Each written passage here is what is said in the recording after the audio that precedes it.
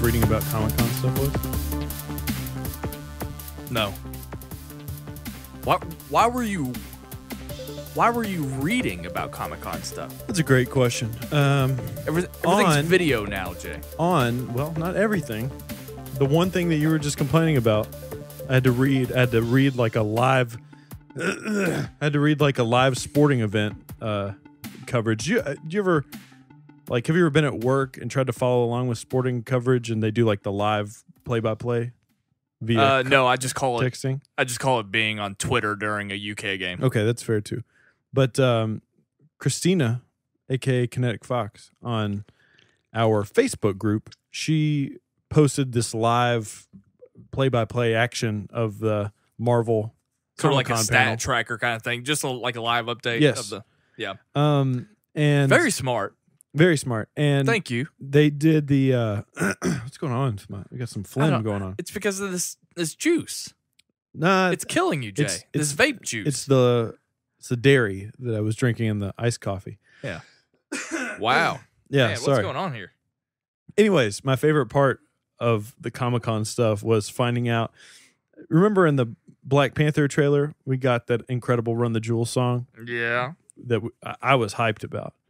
Ryan Coogler has done it again, this new Black Panther trailer. Step into the spotlight. He played Loyalty by Kendrick Lamar, which is a strange pick. It's like essentially a slow jam, but he played it apparently during a fight scene. Like it was shown there, Yeah. and Yeah, it yeah. was to Loyalty by Kendrick. There was another song in a trailer, I wonder. as they often are. I wonder if those songs are going to be in the movie. Dude, that would be so sick. That would be It's nuts about to have ti- a hip hop Marvel movie. It's about time that I think some of these Marvel movies bring in, some flavor. Marvel movies are about to look really different. I mean, Way different. we talked about it before. We've done like a Thor Ragnarok reaction and a Black Panther from the previous trailers, but like based on that 12-second glimpse we've got of Infinity War and what we have to look forward to, we got a Ragnarok trailer. We're going to be talking about all of this in this podcast, but Marvel movies look very different than say Iron Man 2. We'll get there. Even Spider-Man Homecoming. So we'll get there. But another thing that I'm sort of excited about, look, all of our brethren, our coworkers, our friends from the West over at Collider and Schmoes, co-workers. they're all hanging out at San Diego Comic-Con, and that's cool. That's all great. And because they're on the West Coast time, they don't get to really start talking about this stuff until around 1:00 on Monday. Sight and Sound Weekly, we're gonna be breaking all this shit down. No more of these silly trailer reactions from your hungover Josh McCougas and your half asleep John Sneps. John Sneps. You're gonna get some grade A level, just a couple of guys talking about Comic-Con here. As far as I know, and I haven't really been able to communicate with Christian because he's been so busy, but he doesn't like communicating with you. As of right now, I think Sight and Sound Weekly will debut on SK Plus on Mondays. Oh yeah? Unless Copster has anything to say about it. Mondays is for the wangers. Oh, Mondays is for the wangers. I've got more about Copster much later on in the show. But yeah, this has been a crazy weekend. Like, this is my first time sort of, really, really paying attention to everything that's come out. We got a first timer here. We're coming up on my 1-year anniversary of watching the Schmoes Know live show, because the first one I ever watched was for Comic-Con, which is also funny. But yeah, big shout out to everybody on our Facebook group, because they've been doing a great. I mean, we don't have a website. I mean, we just don't have a website. But our Facebook group and the people on our Facebook group have been doing a great job posting news and stuff. I think I posted a couple things. Luke's posted a couple things. Christina posted some things. Brad Donovan posted some things. Just trailers for people, because not everybody there really keeps up with that stuff. So shout out to all you guys. I laughed at myself for several minutes last night because I don't remember why, but I downloaded Facebook Messenger again on my phone, and I had no idea what you all were talking about. You and or Luke have been talking about. I have since left the group text between you and Luke Jaggers, But I knew that when I downloaded that app, I just wanted to interject with a yeah. And I laughed at myself for a good while, knowing that you all, or at least Luke, would be very confused by that. So I got a lot of amusement, and then I've since deleted the app again. Right. Yeah, it's been a crazy week. I had a half day at work on Friday, and I was like, man, I'm going to get so much stuff done. Just get things done a lot earlier. A few things happened. A few things went wrong. Some people showed up at my house, prevented me from doing things. We killed it this weekend, though. Oh, absolutely. No, we absolutely did. We destroyed. We absolutely did. Even with Comic-Con going on. But I had to bust my ass on Friday to get everything out. Like Luke even messaged me, was like, "Where's music? I'm freaking out." It just came a little bit later, okay? Because he was waiting to hear about Chester, wasn't he? Well, Did he want to hear you talk about Chester? He just likes my music show, as so many people do. He didn't say shit about my movies episode. It was buried in the Comic-Con content. But I just have to address this. Two things. There's a lot of stuff on our YouTube channel. We put up a ton of content this weekend. And one, I was filming my 9 Inch Nails review, and mid-review, I had an attack. I had to stop. Like a sneeze attack? Oh, a poop attack. I had to poop so bad in the middle of it. Yeah, to take a doo-doo. Yeah. What do you do? And has that happened to you? I'm sure it has. Absolutely. Mid-review? It's the first time. This could be a general question. If you wanted to ask me, has poop ever interrupted your life? Yeah. Right. Duh. Come on. So in a review setting, do you just pick back up where you left off? Think of how many times I have to go pee when we record this show. Okay, if I can pee like 5 times in the 2-hour podcast, right, that I've had to. It almost happened today. Actually, I was at my friend's daughter's birthday party, and I knew that I had to leave because I had to get home because I had something coming. Our meeting with Chris Doman. Yeah, I had to leave because I had to poop. Yeah, and you told him, you announced it. It was I had to leave because I had to go poop before I went to go see War for the Planet of the Apes. I had to make sure that I had time to do all of that. And yeah, were you weirded out that I said that publicly to him? No, not really. I thought you were. I thought you said it was weird that I brought that up because I have no shame. No, it's not my take, but to each their own. Can I? But this was my question. What? You look? Yeah, you thought it was pamplemousse, didn't you? Huh. I'm apparently drinking a tangerine LaCroix, everyone. I had no idea. Never had it. You know what's funny about that? Well, it just proves that it doesn't matter what flavor LaCroix you get because it's just LaCroix. No, I also thought it was pamplemousse LaCroix when I bought it because it looks way too similar to pamplemousse. It does. Well, okay. You know what I almost did when I went to buy that? For a split second, when I picked it up, I thought, maybe I'll branch out and try a different one. But you got a different one on accident. Different brand. Oh. From LaCroix. What's the brand? What's the energy LaCroix? What's that brand called? There's Highball. That one has caffeine in it. There's also Dasani makes their own. There's also just like regular like store brand, whatever that is. Anyways, back to my pooping interrupting thing. When that happens in a review setting, do you come back and just pick up where you left off and continue the review? No, I continue the review while I'm in the act. Okay, I need a serious answer here. This is do you start back? It's the obvious answer. I have to take a break and then come back and I just pick right up where I left off and nobody knows the difference. I deleted the entire video that I had started. What would you do that for? I don't know. Every time I just wanted it to be a fresh take. Every time I film a video for YouTube, I try to do it as fast as possible. So I hate starting over. So, I mean, I try to just knock it out. Yeah. I try to edit it as fast as I can to just get it up. That's what she said. For some reason, I have it in my head that it's so time sensitive. Like my Dunkirk review, I had to get it out because it was Friday and it was the first day and it still only amounts to like 50 fucking views. Right. I've got to do like 3 or 4 more videos tomorrow. I also was interrupted in the middle of podcasting as well. So, with the same issue. So I thought it was weird to hear you texted me yesterday that you weren't feeling well, and that's not something you say very often. So what causes Jaye Williams to get sick? I'll be 100% honest with you. I was completely lying. I just really didn't want to do Sight and Sound Weekly on Friday. I did have a tummy ache. You realized that you were the only person pushing to get it done on Friday. I know, 100%.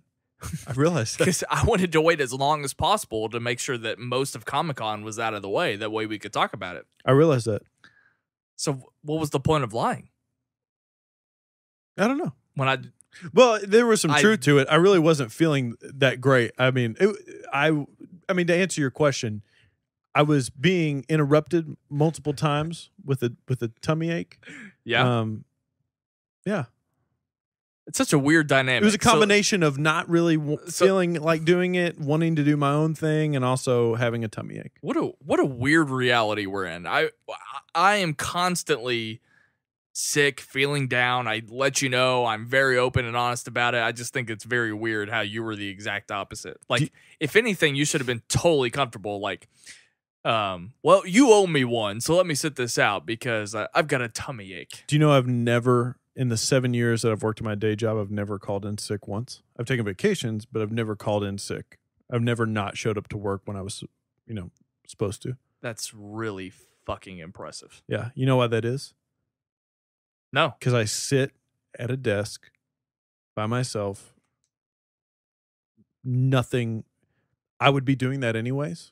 Yeah. And I honestly feel like people who also do the same job as me and call in sick, they're weak and I'm strong. See, with my job, the job I'm about to leave, because I only have a few more days at it. You have a lot more interaction. It's a lot of interaction. So even if it comes down to kind of a headache, I get it. It's like I can't. I get it. But I understand. You're also, I assume, the type of job that you have, you're just a lot more comfortable being there in general. Yeah, I don't mind. Whereas I'm not as comfortable there. So feeling sick there is worse than feeling sick anywhere else, if that makes sense. Because you're out of your comfort zone and dealing with so many people constantly, always on the move. So yeah, it absolutely sucks to get sick at my job. But yeah, it's about to be over, and yeah, it feels really good. I also have it set up in my office to where I have 3 monitors that are interconnecting that form a wall. Yeah. And when I sit at my desk, I scoot up. My desk pretty much comes up to my chest. So I scoot up to it and then I scoot under it. And you can't tell that I'm even there in my office. So is your office... The only thing you can see are my feet. Is your office in a room? It is, but there's a glass wall so people can see. Have you never been to my work before? No, but I would love you to need to come to my work. You'd be like, holy shit, this is crazy. Can I get a job there? No. Well, I could. I mean, I think, unless I've gotten like 5 people jobs there. I've also fired 2 people. You know that I've gotten like maybe 5 people jobs at where I work, and they've all suddenly quit for different reasons. So I probably look like shit. Yeah. Have you ever thought that you might actually be mentally handicapped, but you don't realize it because you're in your own head? Have you ever had that thought? I don't quite understand the question you're posing. Well, you said that I couldn't get a job there, and so it made me think like maybe I'm not as smart as I think I am. And I've thought this several times over the course of my life.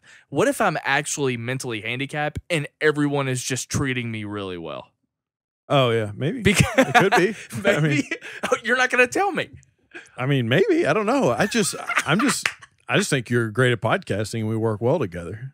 Just in general. Oh, okay. This wasn't supposed to be a serious. No, thing. I'm just saying. I'm just throwing it out there socially. I mean, so you've never had that. I've never seen you with a girlfriend. Maybe you are. No, I'm talking about you yourself. Have you ever thought, what if I'm mentally challenged, and you're not able to perceive like you don't know. Let me. What if your car? Like, what if I knew that your car actually has some like kind of like training wheel module because you can't actually handle it, but you have no idea because it's perception is reality. Have you ever?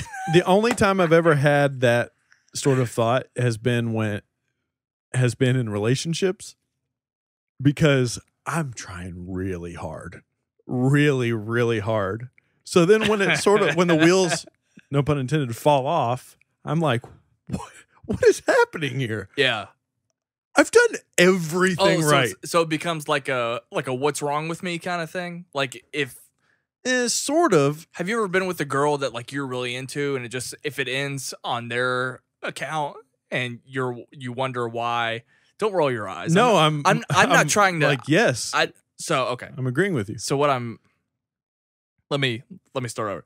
Have you ever been in a relationship you're really into the girl and they end it and it was like so easy for them to end and you're just wondering what the hell is wrong with me? Sort of. And that leads you to believe you're mentally handicapped. No. Let's see. Let me see how I want to phrase this. In a previous relationship. Phrase it in the funniest way. Okay. The last time I was face to face with a past relationship was the greatest date that we ever had. So put that in the context. The last time you saw a previous relationship, it was your favorite encounter with that person? It was our probably best time together ever. And then we never saw each other again. This was a long-term relationship? Was it on purpose? This was a long-term relationship. Was it on purpose? Like one big last blowout? Was it by accident? Hey. Maybe. But I might not have known. That's the funny thing about it. Was this with Indy? As he's whining. He started whining. I hope the mic picked that up. Probably not. No, it wasn't. It was. I had the rug pulled out from under me. Here's what I'll say to sort of wrap this all up. Metaphorically or literally? Metaphorically. To sort of wrap this all up in a past. If that's why you had that weak knee. In a past relationship, how'd you know I had a weak knee? I didn't. I just made it up for the joke. I really do have a weak knee. Anyways, in a past relationship, I when it ended, it was sort of that moment where it was like, fuck her. What the hell is wrong with her? I can't believe I was so good. Months later, maybe even a year later, look back on it and was like, might not have been in the best frame of mind to have been in that relationship. Might have written an album about it. Just throwing that out there.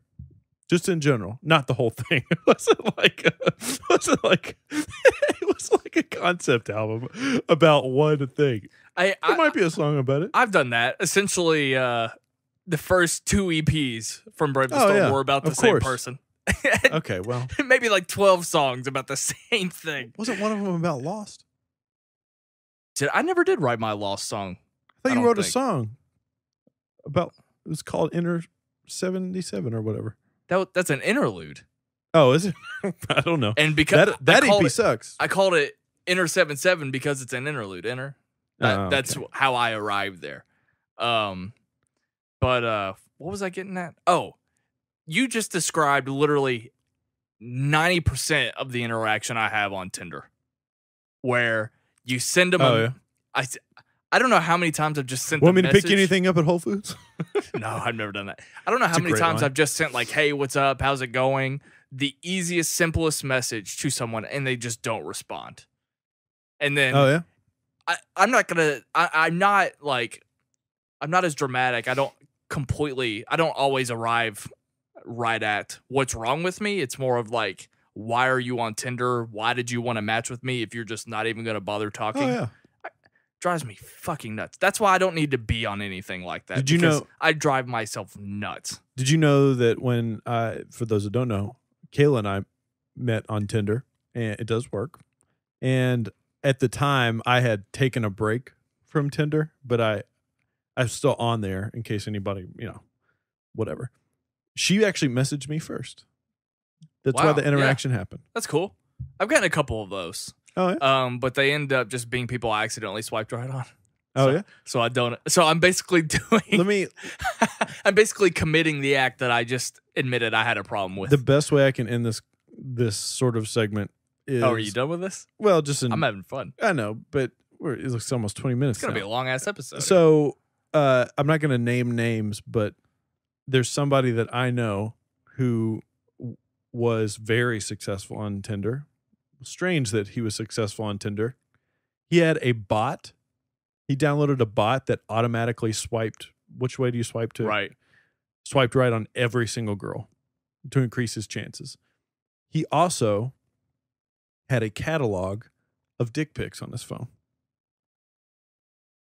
He also would if a girl would message him or something like that, his first message to them would be like, hey, just to let you know, not interested in a relationship, not interested in anything else. I'm interested in one thing and one thing only. If you're not interested in that, then we just won't do this. It was very straight to the point, and he was very successful. I like that a lot. Yeah. It was a sad period in his life, though. Looking back on it now, at least where he is now, very happy. So Chester Bennington. Yeah, what a way to transition. Real quick before we get into this. Forgive me. I did it purely for the joke. But before we get into this, we've both addressed this. We've both talked about this. I did a whole half of my music episode talking about this. If you want to check it out, you can go do that. And you actually talked a little bit about it on your music episode. What I want to do, how could I not? What I want to do here is just because we do have an audience that isn't exposed to those types of episodes, but please check it out. Look, unfortunate events. If there was anything that I could have not guessed in a million years, which how could anybody, it would be the news that we got on Thursday that Chester Bennington had committed suicide. That's very, very unfortunate, of course. But I think the biggest thing that I'm taking away from it, I just talked about, we both had a discussion about it, about Chris Cornell passing away. I said that was the one that hit close to home.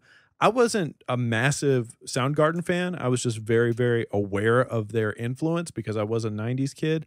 This is completely different. This is by far, without a doubt, the closest to home any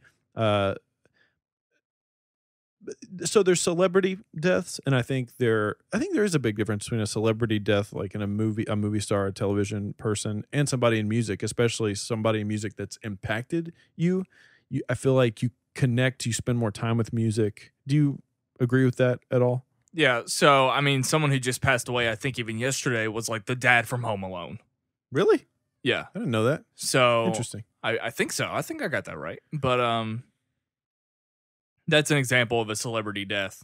But Chester was very much, I mean, he was Chester Bennington. He's also influential. He was Chester Bennington. Yeah. I mean, he, more than most celebrities, maybe more than 90% of the celebrities that I claim to care about, right. He changed my life, and that's the cliche. And I don't want to make it sound like it's a cliche, but it is very much the reality. And I kind of summed it up to the fact that I don't even know if I would have a microphone in front of my face right now, right? If it wasn't to him, if it didn't come down to me trying to imitate him, to try to make music and try to be him in the way that I did, and yeah, it kind of. He put me on a trajectory, and he totally directed me in a particular way. I'll never forget. There's so many first times with Chester. The first time that I saw him in a music video, first time I heard him sing, first time I heard him scream, blah, blah, blah. Like, I just remember so much about that person. And there were so many timestamps in my lifetime that involved him, that where he made his mark, and it sucks. And right off the top of my head, without even really thinking, he's definitely like you said, it hit closest to home. And a lot of people, I mean, so many people are affected by this, and people are just shocked. And we have a ton of friends, especially people that were kind of in the music scene with us. Actually, kind of on a lighter note, one of my best friends in middle school who listened to Linkin Park with me, you have those kind of friends where you, in the same friends group, you listen to the music together, discovered it together, blah, blah, blah. I texted him immediately. Like, this is the kind of person I thought to text him immediately to let him know that he had passed. And his response was, I had to look him up on Google, but man, it's hard. I was like, why did you forget this guy? He was so huge in our life. But yeah, it was one of those where you text your friend and you're like, wow. 100%. I talked to a lot of people about it. Look, there's one part of the conversation. I don't know if you listened to my music episode or not, but there's one part of the conversation that I don't want to shy away from because, look, it's a tragedy. It is what it is, and he did elect to take his own life, and that's comes with its own set of unfortunate circumstances. But I do want to bring up this thing that seems to have risen to the top by people in the music community, music journalists, reviewers, critics, all of those types of people, and you being somebody who's reviewed movies before, you've dabbled in reviewing music as well. There's this new conversation that's come up that I think is a little bit ridiculous. Look, they just released an album this year. We've this is our third time talking about Linkin Park on Sight and Sound Weekly. I hate that it's under these circumstances, but we talked about Heavy and did an entire hour talking about the legacy of Linkin Park. We talked about their full-length album, One More Light, that came out, and now we're talking about this. That album was not well received across the board, pretty much. I enjoyed it. I found something to enjoy about it, and that's fine.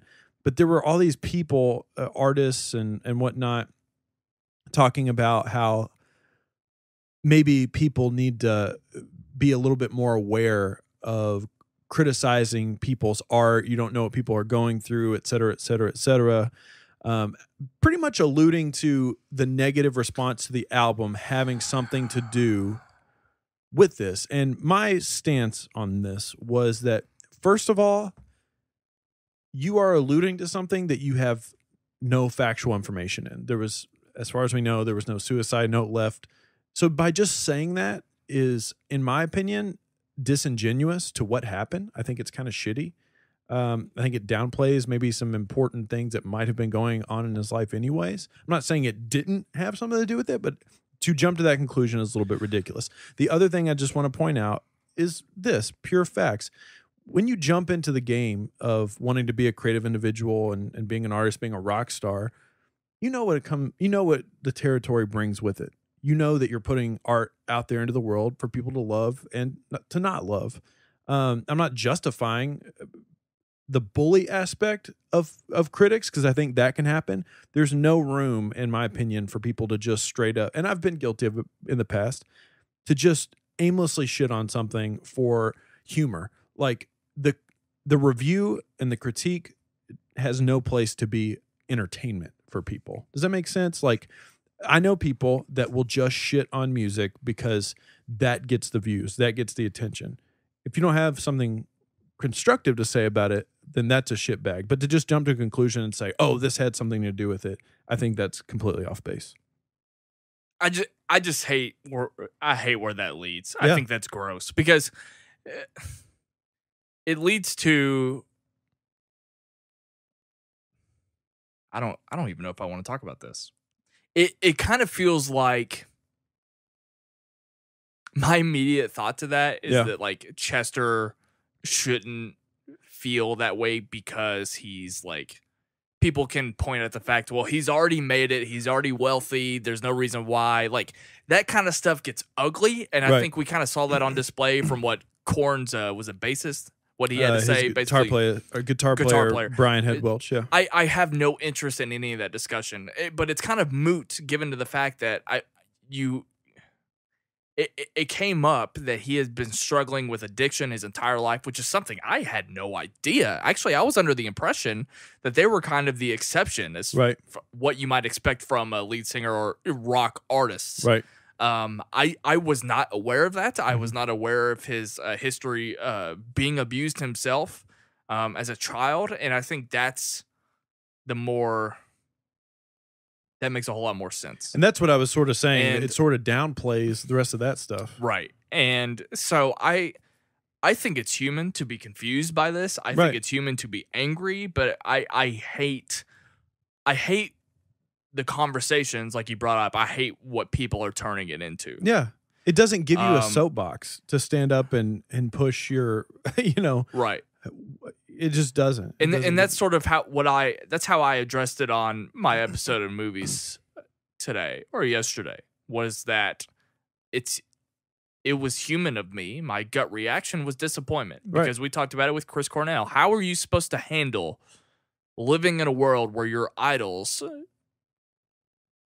end up not only revealing that they're on the same plane as you are, right, but then leaving that plane in the wrong direction? Like that. Yeah. Like, how are you supposed to handle that? And so I know that it's human to feel angry and confused and disappointed, but that doesn't mean it translates to pointing fingers. It doesn't mean that you do what's his name is doing with Korn. I mean, it's just I have no interest in entertaining any of those discussions, but I hate that people like his wife and his kids have to live with that publicly, talking about Chester in that way, the way that Mike Shinoda might feel, Brad Delson, all the people that are in the band that he left behind. Because that's another question too. We have no idea how Linkin Park is going to move forward. They just canceled their U.S. tour with Blink-182. Sure. So yeah, I hate that that's what it's turning into. And but the weird positive spin I can put on this is that in a way it shows how much Chester affected people, but we're not showing him our gratitude when that's what the conversation becomes. Right. Yeah, it's unfortunate. It's like I said on my music episode, it's not something I enjoy talking about. Obviously, these things warrant being talked about because there are so many people who listen to this, that don't listen to this, who are fans of Linkin Park, just people in general, like you said, confused by situations. But again, and it's sort of fascinating to me looking at this, having watched a show that makes you think as much as 13 Reasons Why does. Just like, empathy. Empathy is a word that sort of just resonates with this whole conversation. Is just, regardless of who you are, what your place in the world is, whether you're a rock star, whether you're a 9-to-5 guy, whether you're a podcaster, whoever, empathy to everybody. Just treat everybody well, because you never know what people are going through in their day-to-day life. One of my earliest thoughts when I heard this news, I immediately went back to Chris Cornell, because I knew that they were friends. And I think what was so confusing to me is that for him to do this so shortly after Chris Cornell, I hate it that it feels like Chester saw that, and instead of feeling abandoned or alone or betrayed or by his best friend, I get this ugly sense that he saw what Chris did and found it acceptable. Right. And I absolutely hate that thought. And I think that people, when they listen to Linkin Park now and they listen to his lyrics, it kind of changes everything. Oh, 100%. And I hate that that's obviously. I actually found it relatively difficult to do. Like, not just because of the emotional, like, oh, this is hard. Yeah. Chester's passed away. Just listening to some of those lyrics back. I mean, it's sort of the same thing like listening to Nirvana. I think, shit, man, listening to Nirvana lyrics, knowing what Kurt Cobain went through, was like, oh, yeah, rough. But it sucks. Look, if anybody ever out there, just in general, needs anybody to talk to about anything in their life, please don't hesitate to reach out. We're always around. There's always people around you as well. I said it on the movies episode. I try to tweet it out every now and then whenever I think about it. Just like to challenge our listeners. I said it there, but I'll say it again. I want to challenge our listeners right here, right now, as you're hearing this. I challenge you to tell someone around you about a problem that you are facing, about a problem that you are having. And I also challenge you to reciprocate that and to hear someone out, offer to just listen to someone. express one of their problems as well. And please do it right now. That would be a great way to live if we could do that every day. Absolutely. So anyway, that's all I got. Yeah, look, just to sort of wrap up the music discussion, sort of I think the bright light to come out of all this happened on a Thursday, and life goes on. We have to move forward. And I woke up on Friday to a pretty surprising New Music Friday, an incredible New Music Friday that had a lot of good stuff to come out. You had the Tyler, the Creator album, Flower Boy, that came out. Spoiler, I think it's great. And they're, for whatever reason, though. Would I like it? No, this is not a part of your. It's a great album. Lyrically, it's really good, but it's not a part of your algorithm. Yeah. It doesn't resonate. That's fair. But, and I knew you were going to ask that question. The New Music Friday was dominated by 2 EPs that dropped for me. One was a Sleep Token album, or I keep saying album, Sleep Token EP that dropped that I really enjoyed. There's a review up on the channel now. But I like that EP. I think you would find it interesting. I mean, it would be something you would need to spend time with, for sure. But I think you would definitely find it very interesting. I appreciated it a lot. My dogs are making shitty noises. Be quiet. We're talking about music. Keep talking. And then the other thing that came out was this new 9 Inch Nails EP called Add Violence. And it's weird. I've never been a massive 9 Inch Nails fan. I've reviewed this already too, and I've said it, but I've never been a massive 9 Inch Nails fan. I've always kind of wanted to be because they tick so many boxes, like aggressive electronic types of music, rock, and for as long as I can remember, I've wanted to like 9 Inch Nails. I respect the hell out of Trent Reznor, and I like the hits for sure. But yeah, it's a good soundtrack for the Social Network. Yeah, just never really hit it with me. And I don't add EPs to my album of the year list, and I don't get to talk about EPs that much. So I did want to talk about it a little bit here. What's your stance on EPs? Like, how do you feel about a band releasing an EP? I don't want them to take 2 or 3 years to release an EP. Like, if they release an album, if they had released an album in 2013 to get an EP in 2017, that drives me nuts. But if it's a year out from their last full length, and maybe it's sort of like to stall another year or two for their next full length, totally fine with that. I dig it. It's also a great opportunity, and I'm not saying every band does this, but I think it's a great opportunity to just do something different. Absolutely. So maybe I'll tell you what, it's a lot easier to review an EP than it is an album. Dude, I cranked them out same day. There's more of a chance for it to be conceptual. There's a chance for you to kind of make a sidestep and do something totally unique, and then go back to the basics on your next full length. There's a lot of less dead weight too. Yeah, there's a lot of exactly. I mean, think of how many full length albums come out, and I just don't care about half the songs on there. I love EPs. Honestly, it's a great business decision. I would love to see a band only release EPs. Well, I mean, so this is just do a bunch of weird stuff all the time. This is the second 9 Inch Nails EP in about 6 months, I believe, maybe a little bit more than that. They're sort of on that train. Tom York from Radiohead once famously said, he never followed through, but he famously said he sees music because it's so easy to make, because it's so easy to distribute, that albums, and it really should be this way if you think about it, sort of like movies and television, but albums should be saved for, I mean, if you put out an album, you better have a fucking reason to put together 10 songs, conceptual, a whole movement, whatever. But otherwise, just release a song here and there, and we're sort of in that singles culture. But yeah, just go ahead and release EPs. It's a great business decision because, like, this Sleep Token thing, put out 3 songs, and all I wanted to do was hear more. Like, it pissed me off. That was the only negative. I was like, I want more. But that's good. What did you think about this 9 Inch Nails EP, though? You didn't spend a whole lot of time with it. Let's be honest. I think it'd be great music if I ever wanted to start a true crime podcast. Okay, that's fair. What did you think of the opening song? Because that song has Ryan Snelling Algorithm written all over it. Does it? 100%. I think you definitely need to spend more time with it. It came and went. That song. Thought it was weird. Listen, if you spend more time with that song, I'm betting it might be one of your favorite songs of the year. Let me, since I'm on the spot here, let me go back and look it up and make sure that I know the title. That way I can try to make this. Hold on.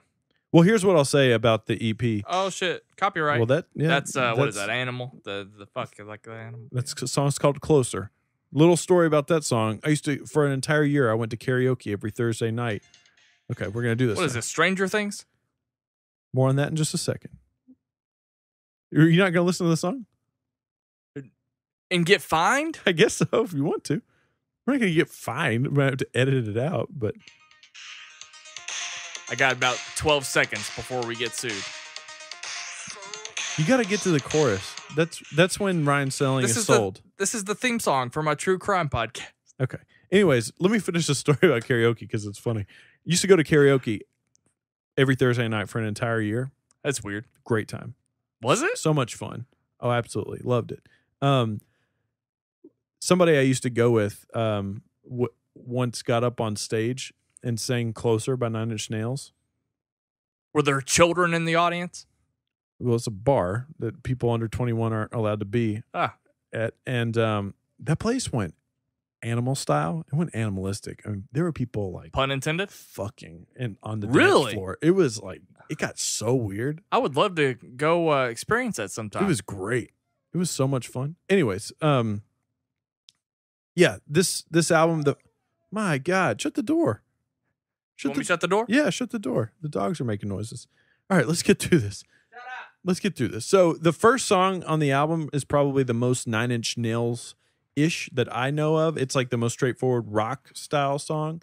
The rest of it is very chilled, very laid-back, mood music, 100%. I told Luke Jaggers, and he actually agreed with me. I said, this EP is essentially the Stranger Things soundtrack with a few more instruments and vocals added to it. That's all this is. And I really enjoyed it. I like this a lot. I think I prefer to listen to the Stranger Things, though. That's fine. Okay. That's fine. Yeah, Trent Reznor, not my favorite singer in the world. Also not the greatest lyricist. But anyways, I appreciated it. I'm glad. Okay. I think you need to spend more time with it. I don't... Maybe not the whole thing. Just that first song. I don't know that I do, but I'll listen to it again on the way home. Hey. Maybe... Hey, you didn't enjoy Balance and Composure until after... forcing yourself to listen to it for long enough. That's not true at all. It is true. I started listening to Balance and Composure the summer of 2015. I'm talking about, well, I should have. You're talking about Light We Made, yeah. Oh, that's fine. That's fair. Yeah. Okay, let's do this. Music has been weird. It's been a weird episode so far. Yeah. Let's take a break. I have to pee. I have to pee too. Get something to drink. And did you notice I have a Subway cup in my... It was sitting in my sink. Yeah, I had to move it out of the way so I could wash my hands. What's that about? To deal with condensation. What a cup sweat. They should be ashamed of themselves. So your strategy, your solution is to put it in the sink instead of just pouring out the ice? No, I want to drink it. Why not put it on a coaster or a napkin? Wipe it off. I don't know. You got a towel on your desk. I don't know. I just got that towel. What a weird thing to do. I know. All right, let's take a break. We'll be right back. There is a ton of content over on the Sight and Sound YouTube page. Obviously, you can listen to us talk via podcast form, but we've got you covered with a ton of other content as well. I'm doing album reviews and music discussion. Ryan is doing movie stuff. We're doing TV stuff. We're doing vlogs. A bunch of shenanigans over on the Sight and Sound YouTube page. All you got to do is go to YouTube, search for Sight and Sound, subscribe to our channel, or you can click in the link in the description box of this podcast and subscribe to us. It's good times. Watch our faces, listen to stuff. YouTube is the place to be.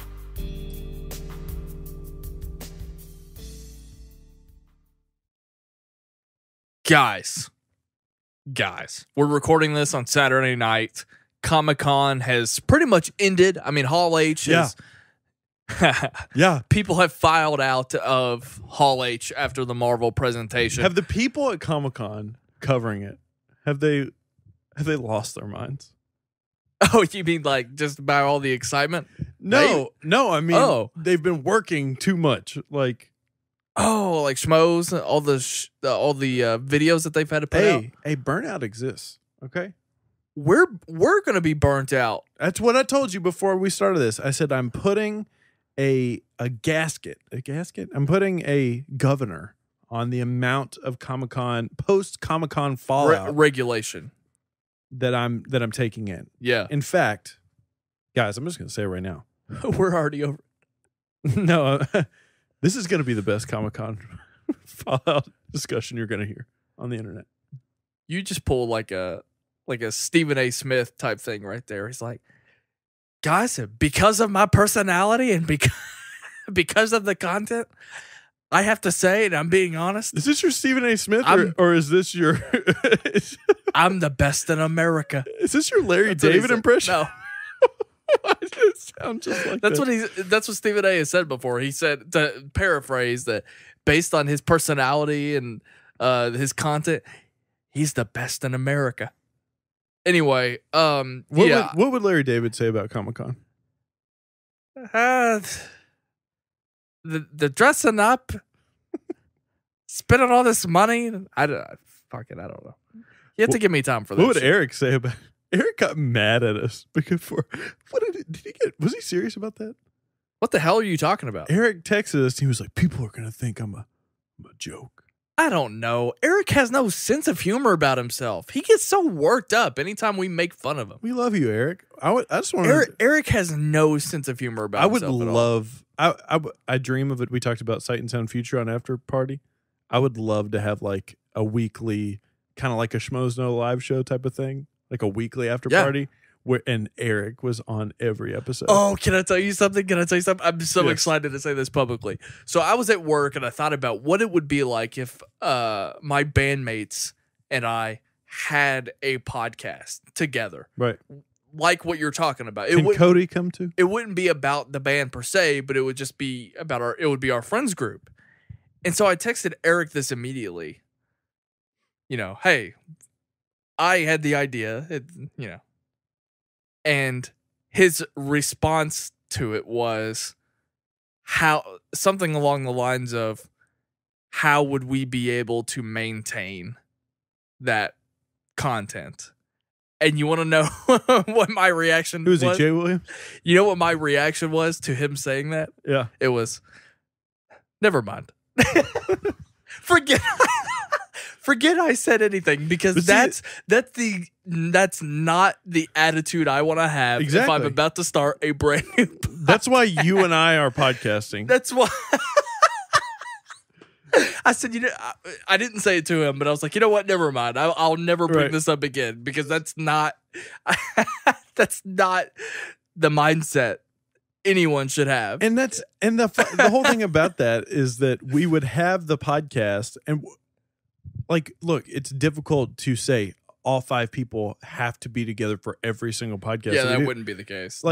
People would just, and that's what I would love.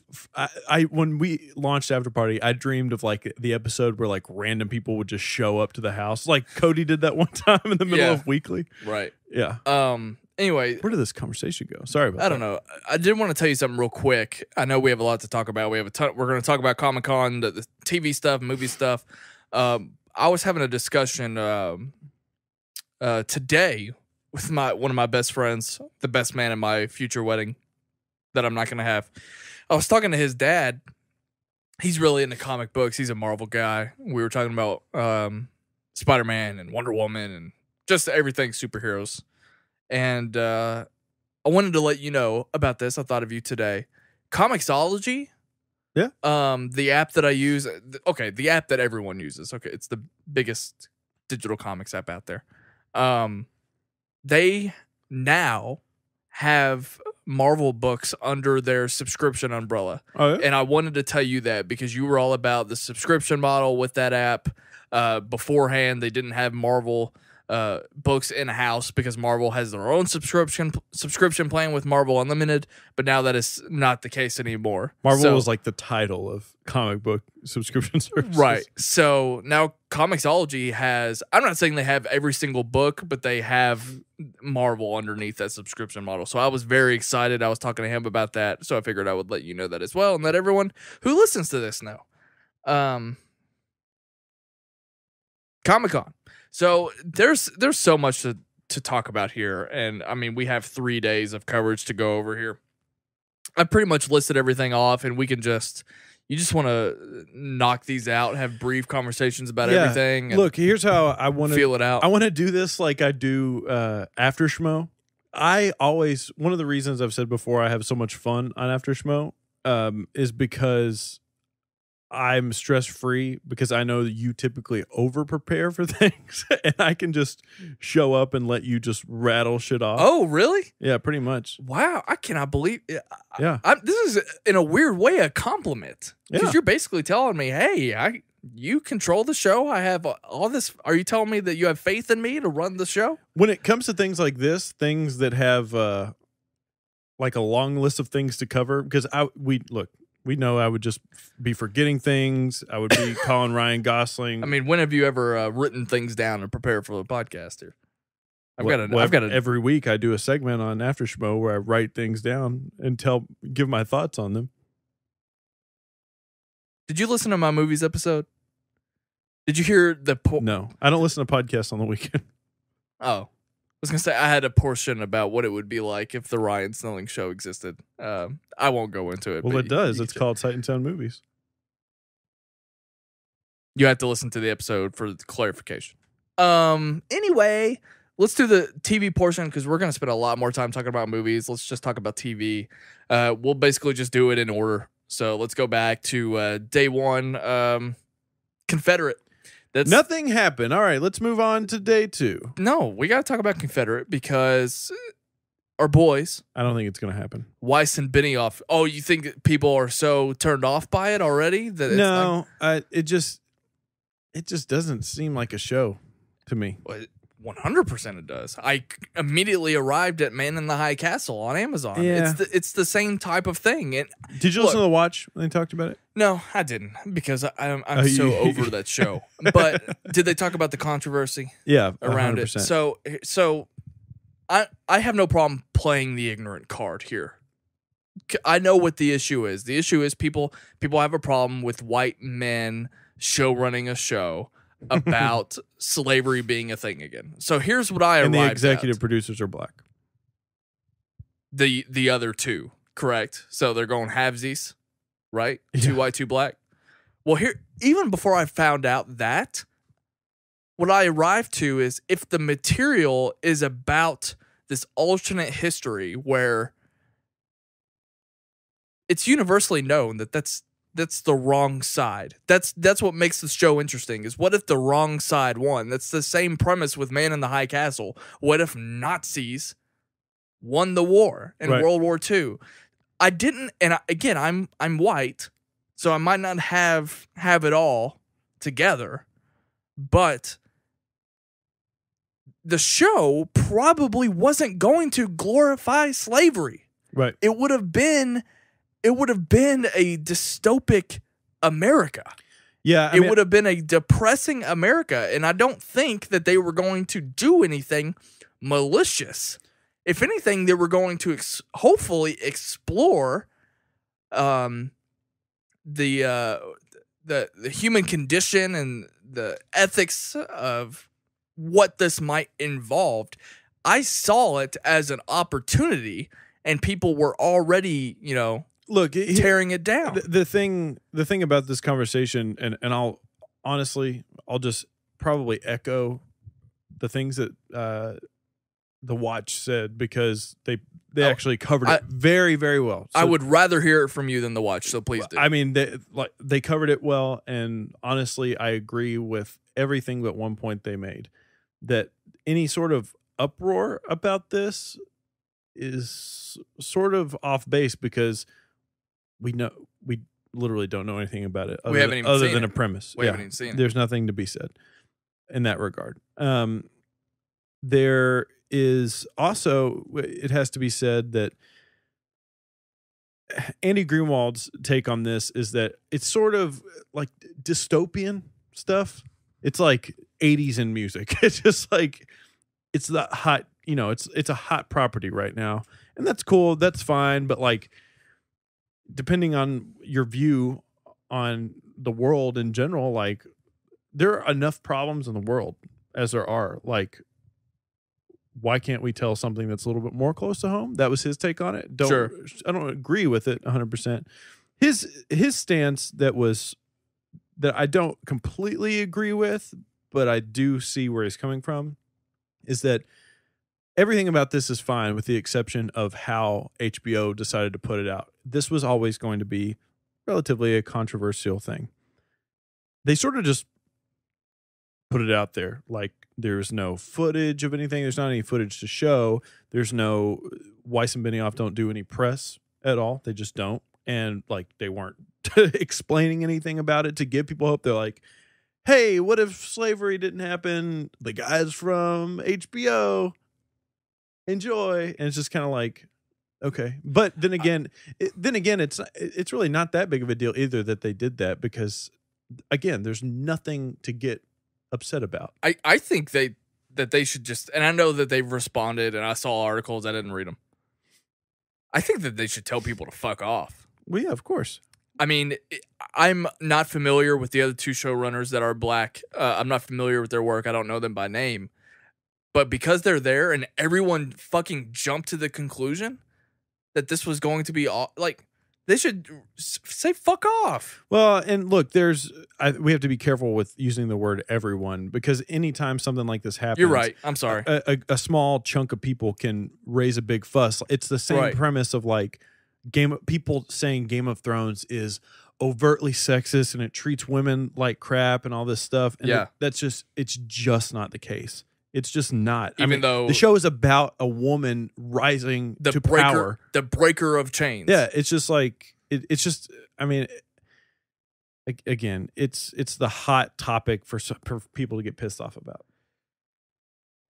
Yeah, I don't know what it means to claim that I feel like I'm socially conscious, but as far as I'm concerned, there's nothing to get mad at unless the show comes out and they depict it in the wrong way. Yeah, 100%. Glorifying, I mean, art really doesn't have to be socially conscious.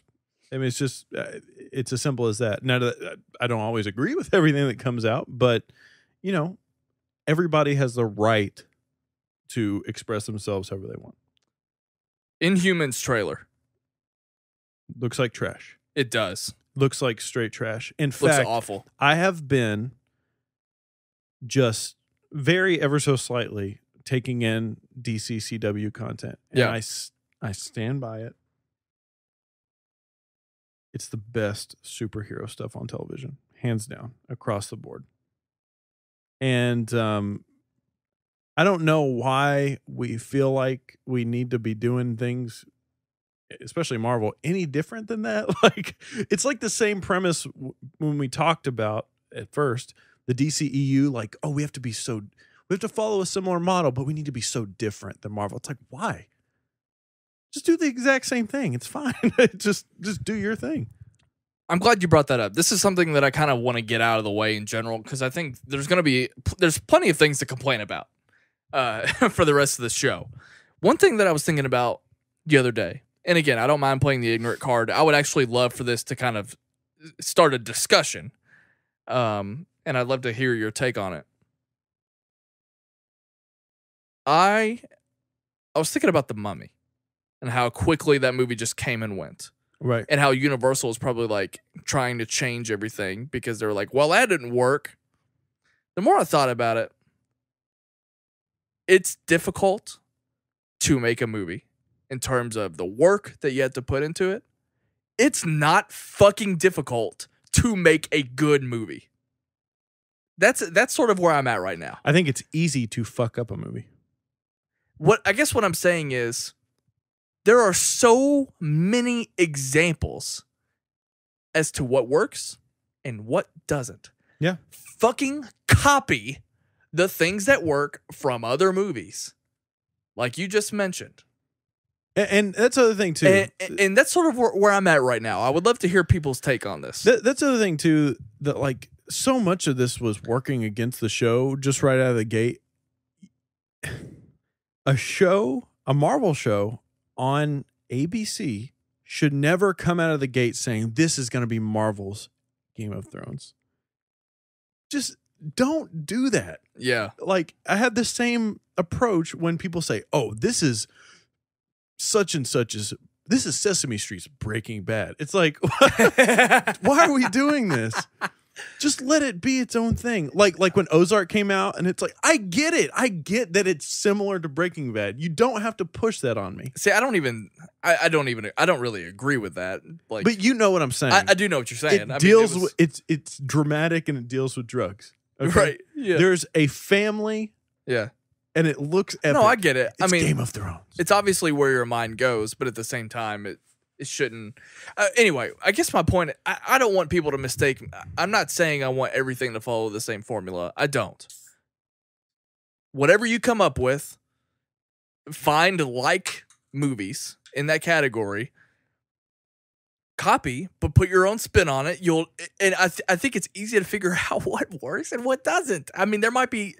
I'm not saying everything's going to come out perfect, but anyway, I'm just frustrated right now. There's also some minor reports that have come out. I don't know what's confirmed or not, but people are sort of tying loose ends together that this is kind of the bastard of Marvel right now. Kevin Feige apparently wanted nothing to do with this. This was it would have been Ike Perlmutter. Exactly. Muddle. Yeah, he has. That's exactly right. And it was slated to be on the film slate, and it just like kept falling and falling and falling. They're like, oh, well, we're going to push it back. Okay, now it's going to be a TV show, and we're going to do 2 episodes in IMAX. I don't think anybody's going to go to these IMAX things. Like, I think the design looks like trash. I think the acting looks like trash. I don't like any of the actors in it. Ramsey Bolton's in it. I don't give a shit. He was great in Game of Thrones. I hated him so much. I don't give a shit that he's in this. Medusa looks awful. Looks ridiculous. Her hair, her entire look, but what her hair is doing in the trailer, there's nothing good. You know how in Saturday Night Live when they do sketches sometimes and they do somebody up in a costume, like it's clear that they're not trying to make them look exactly like somebody else. Like there's a comedic element to their wig is on crooked. It's like that's what she looks like. It looks like sort of like the Meet the Spartans version of Inhumans is already coming out. It looks like somebody did her costume design as a joke, and that's unfortunate. Let's move on. I don't want to talk about this anymore. It's so depressing to me that Marvel proper, like not Fox type of stuff, not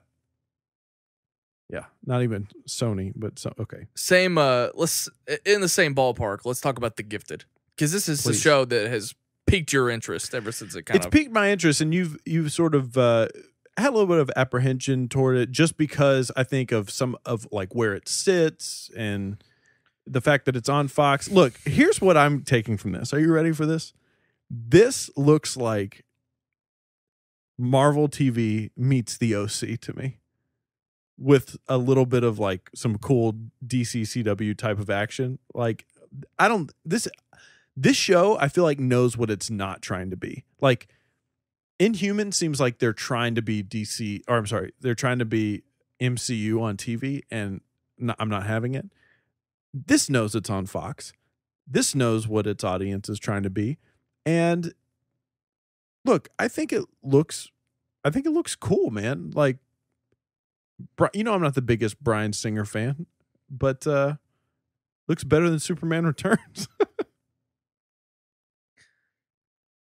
Look, I'm not interested in this. Right. I'm not. The more I said it when we watched the trailer, this new trailer, the Comic-Con trailer, I didn't really even pick up on it the first time, but it's a carbon copy of what Heroes was, and I mean to the literal sense. I know that Heroes is a version of X-Men that they couldn't do, that NBC couldn't do at the time or chose not to do. Tim Kring that created that show? So the lead young actress looks like Hayden Panettiere. The fact that her father is against in this agency against mutants, whatever. It's a carbon copy of Doesn't that sort of go against what you were just saying, though? about things, looking at what other things do and trying to. I don't mean almost to that literal sense. Okay. I mean, they're like, it's like archetypal. I was talking about The Mummy and like the fact that like The Mummy should have learned that people want a standalone movie that fit like Mummy should have followed the Marvel model of treating everything, not treating to set up a universe. Exactly. Yeah. That's what I meant. I didn't mean that so literally, but I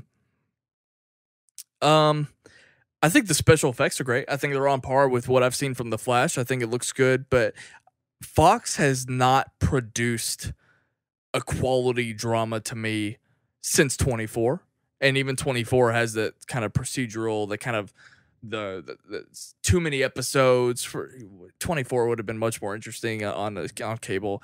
Fox has not produced an interesting drama as far as I'm concerned ever, and so that doesn't get me excited. I agree. It knows it's on Fox, and that's exactly why I think it's not quality. I think we're going to get an interesting pilot, and I think every episode after that is going to disappoint. I immediately go to, oh my God, I'm shell-shocked from that Minority Report series. I think it's funny because Almost Human, the J.J. Abrams show with Carl Urban.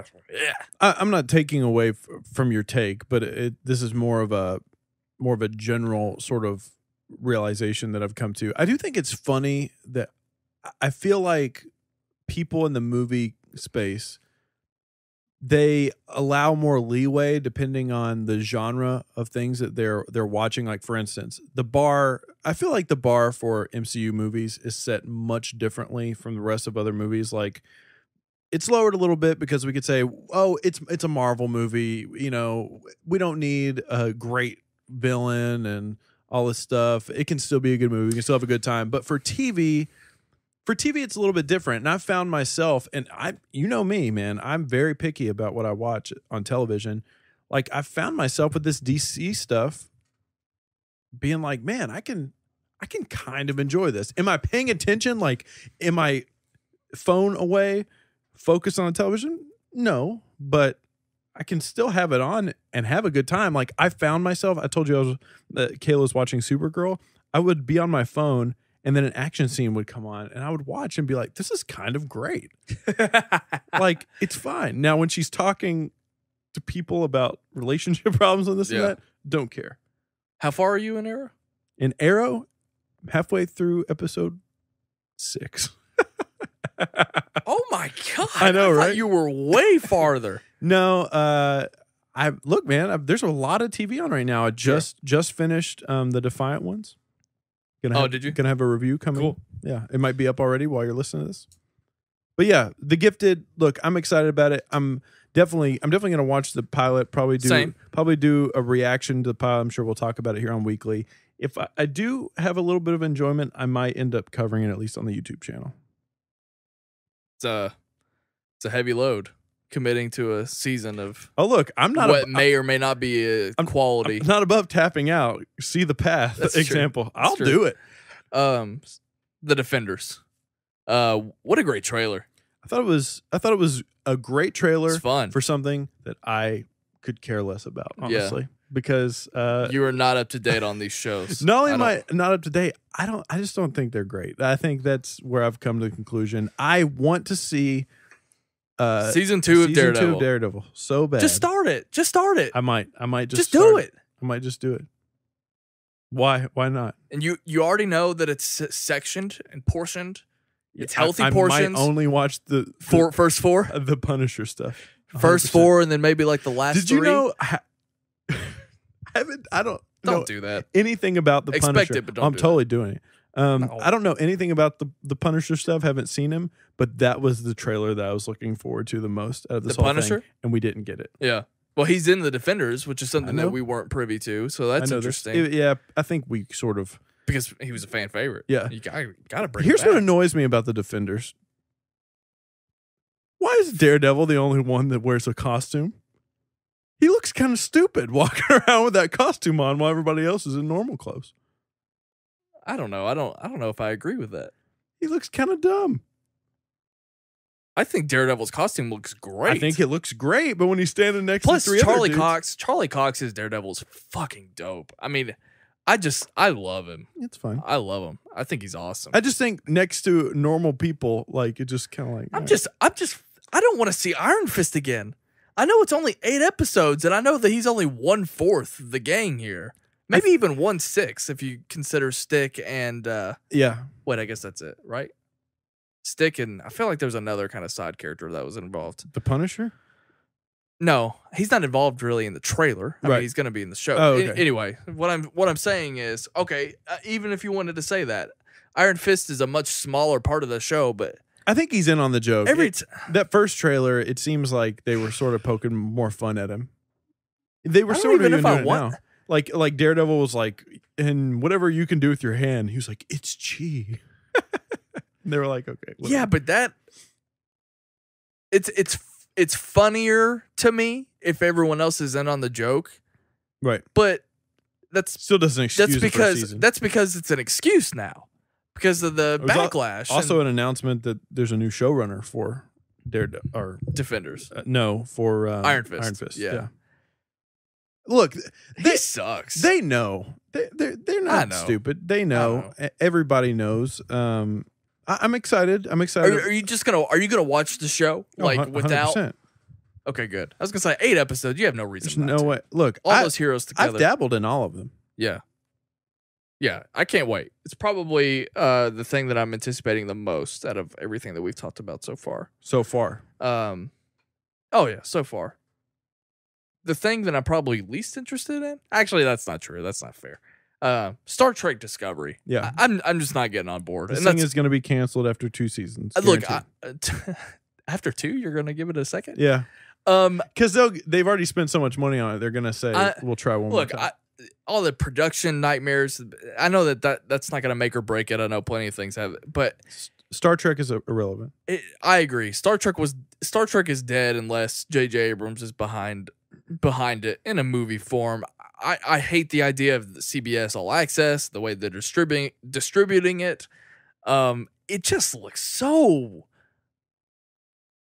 bland.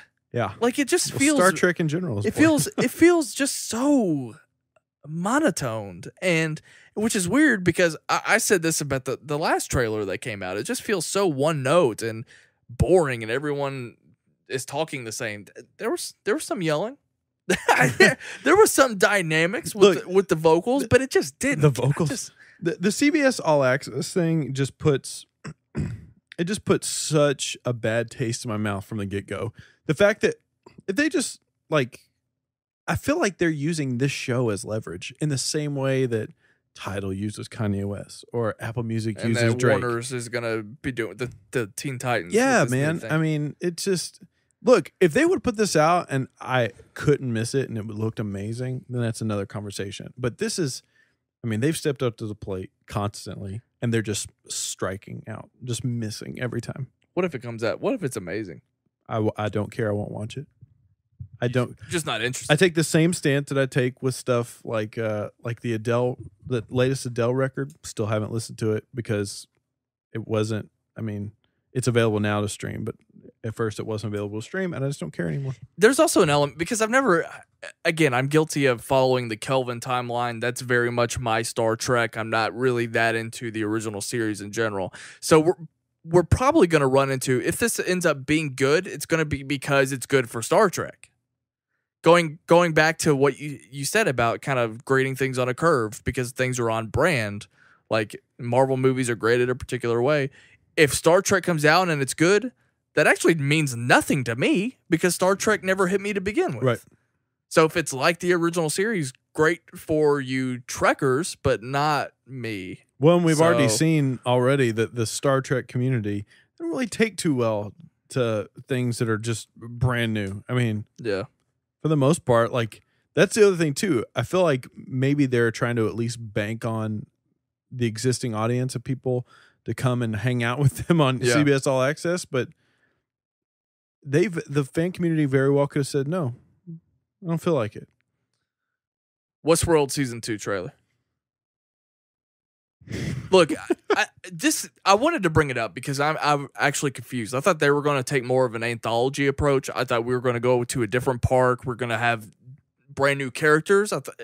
I mean, maybe some overarching characters, familiar faces, but overall, I thought it was going to be a total shift. They actually set up a little bit of a plot for that, I feel like. Well, I mean, I'm just surprised to see that it kind of feels like it's picking up where we left off, and I had no idea that Evan Rachel Wood was still going to be in it, and Ed Harris, and I was like, okay. I mean, it seems I guess I don't know where it's going. It seems like the robots are running. Spoiler alert, I guess, if you haven't seen season 1, they're running rampant in Westworld. It looked like there's people hunting them now, which that actually sounds pretty interesting to me.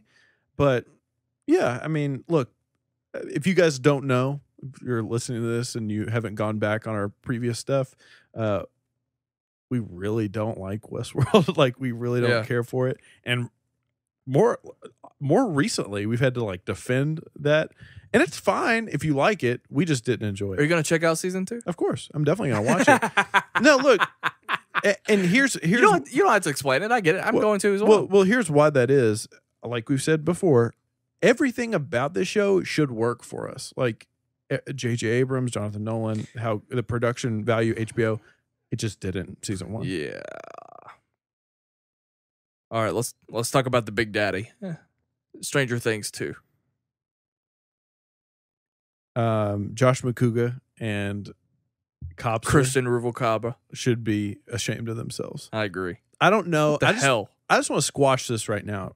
'Cause we didn't get to do After Schmo this week. We didn't get to do After Schmo, so just to let you know, that rhymes.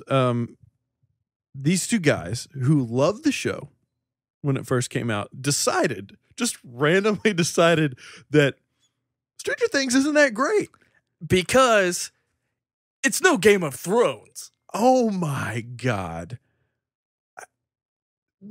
What a ridiculous statement. That's like saying, I met this guy today, but I didn't really care for him because he's not Jesus Christ or anything. It's like, where did that come from? What if I came out of Spider-Man Homecoming and was like, well, it's no Dark Knight, but it's no Citizen Kane. We know because it's fucking Spider-Man Homecoming. It's like it was just annoying. I don't like pizza because I'm more of a fruit fan. Okay, look, I get it. No, I'm with you. You know what the worst part about it is? I mean, I get what you're saying. I know, but you know what the worst part about it is? They actually liked the show that they're talking about in that way? They, having seen the show, took the exact same approach that I took about not wanting to watch the show. I just watched it like within the last like 6 months. Okay. And I didn't. It's been out about a year. Yeah. The thing that I always said was that I needed somebody to tell me why the show is good just beyond the nostalgia factor. And walking away from it, it's just a great story. Like, bottom line, stylistic stuff out of the way, which is great. It's just a great story, man. And like this other thing about people talking about, well, I think it should have just stopped at 1. Why? They never. There's nothing about that show that screams like, this is it. Yeah, that was a similar conversation with 13 Reasons Why. And now let me just say, I would have liked that show to be with 1 season, but they never came out, and like people were just making that up. Like, yeah, Netflix shows are all of a sudden standalone. Like, no, that was never part of the conversation. That's something that somebody made up. If 13 Reasons Why can get a second season, what the fuck makes you think Stranger Things is just its own thing? It was an overwhelming success with Netflix.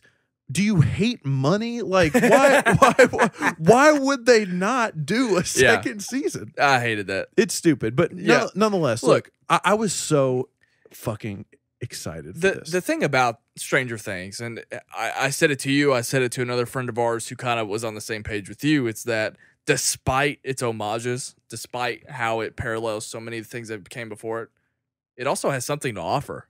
100%. Stranger Things also brings things to the table when it comes to its own sci-fi identity, and it's awesome that we're getting more of that. I love the fact that we're going to get a whole lot more Will, because apparently, unfortunately, that kid just had nothing to do for a season. The first debut, he didn't get to enjoy it the way that what's her name got to enjoy it because she came out as Millie Bobby Brown. Yeah, thank you. So I'm glad that we're gonna get to see him. It's got this like even. The story continues to be tragic around him. 100%. So I was actually more in a clever way, because it was more of like I was under the impression it was gonna. I think they kind of equated it to like a more James Cameron approach. I thought it was gonna be more about the adventure of it. They actually brought up Stephen King on the panel that it was supposed to be a more long form Stephen King style story. So it has more to do with the two things that you just said. Then, like everybody was saying, this Amblin approach. The only reason it has something to do with Amblin is because there's some fucking kids. Like, we get it. It always has had an Amblin approach. Right. That was never going to go away. But I thought that this was going to be an adventure season. But that dark aspect of it surrounding dark. It's still there. Yes, and look, so season 1 was establishing so much. Imagine a season where we are already aware of the things that we were learning about and discovering and just going deeper. That is so fascinating. The fact that you have this community that is dealing with the fallout, the after effects, the post-traumatic stress of these events. Yeah. I mean, man, this is a world that we've seen that is completely changed. And that is exciting to me. The fact that we may or may not be dealing with some gigantic creature is exciting. I want your take on this. To me, and there wasn't a lot to go off of this, obviously, but it just seemed like it. The first season, I think it should be celebrated for how much they did with a more limited budget. I would say they have a much bigger budget now to do this show. And I thought it sort of showed like we got to see a ton of the Upside Down, a ton of effects, a ton of just cool shots. Do you think just a greater production value? Yeah. Do you think it'll be more rich in that sense? Yeah. And I sort of think that that's what they were talking about when they equated it to James Cameron. It's just making it feel bigger in general. Maybe how the type of relationship that Aliens has to Alien, that would just hearing you talk. That's sort of what makes probably more sense. And I think that's what they're going to be doing there. So yeah, it does feel bigger. Can I ask a off-topic question real quick? Something I just realized. Did Mr. Robot not have any presence at Comic-Con this year? I don't know. I'll look it up real quick. It's really strange that it wouldn't have. I mean, I saw some things about Mr. Robot online in general, but I don't know if it was directly because of Comic-Con. I'll double check. Yeah, I think this is the thing that I'm probably This is one of the things that I was looking forward to the most, just because so little information has come out about Stranger Things season 2, even though we're so close to it. I mean, it comes out in like 2 months? I think 3 months. October, late October. And man, that's so exciting. Like I just really, really love that show. And the fact that I just saw it not that long ago, going into a second season so soon, like that's really cool too. It's exciting. There was like a Mr. Robot experience where it was like this fan experience of like the Bank of Evil Corp or something like that. Yeah. So it wasn't like newsworthy per se. Interesting. I wonder why that is. Yeah, I don't know. Apparently Psych was huge. Do you follow TV Time on Snapchat, right? Did you see how many fucking things that they posted for the Psych panel? Because apparently they're making Psych movies. Psych is like one of those shows like Monk and Burn Notice and Suits. It's a USA. Yeah, it's one of those shows. Aside from Mr. Robot, if you USA. find out somebody watches that, your immediate response is, "You watch Psych?" Yeah, people watch that show. Yeah, I'm so excited for Stranger Things 2. I am too. We don't have to wait for long. We have no idea how we're going to cover it. You know how passionate I am about that show. It's sort of pretty much everything I love all in one. And the last thing I'll say about Josh McCouga and Cobster, he started his discussion saying that he thinks that Stranger Things 2 is going to be the biggest letdown of any television show in history.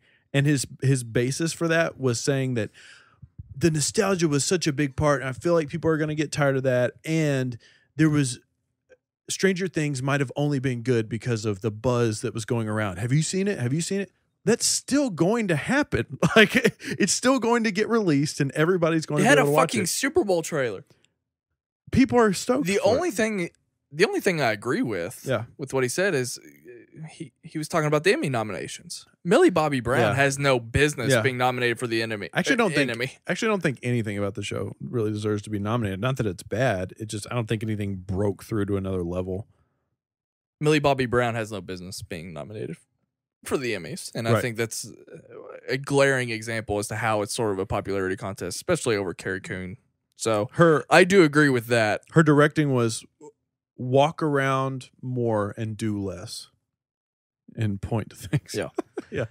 So anyway, do you want to take another break and then we'll kind of rapid fire the movie news? Let's take a break. It might be an extended break. The ladies coming home, the dogs are going to go crazy. It'll give us a chance to collect our thoughts. Well, the listeners won't know. That was that was Larry David. Well, they won't know. What do the listeners care? If we can just edit it, what does it matter? All right, we'll be right back. It is hot outside. It's summertime. You're going to the beach. You're going to the lake. You're going on hikes. Whatever you're doing. Maybe it's too hot to go outside. I have no idea. But I'll tell you what. It's so hot that you've got those nasty, gross pit stains and all those old T-shirts. So we've got you covered. Go to sightsoundpod.com. Pick up your Sight and Sound gear. We've got a summer line coming out with some incredible designs. I am biased because I designed them, but that's okay. They do look good, I promise you. There's a lot of great stuff over there. We're always releasing new T-shirts.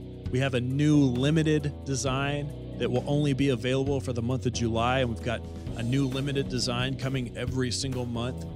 But go to sightsoundpod.com and pick up your T-shirts. You're going to feel good about yourself because not only are you supporting the podcast, not only are you doing your part to help make the podcast better, you're going to look fantastic while supporting the show. Sightsoundpod.com. Pick up your T-shirts today.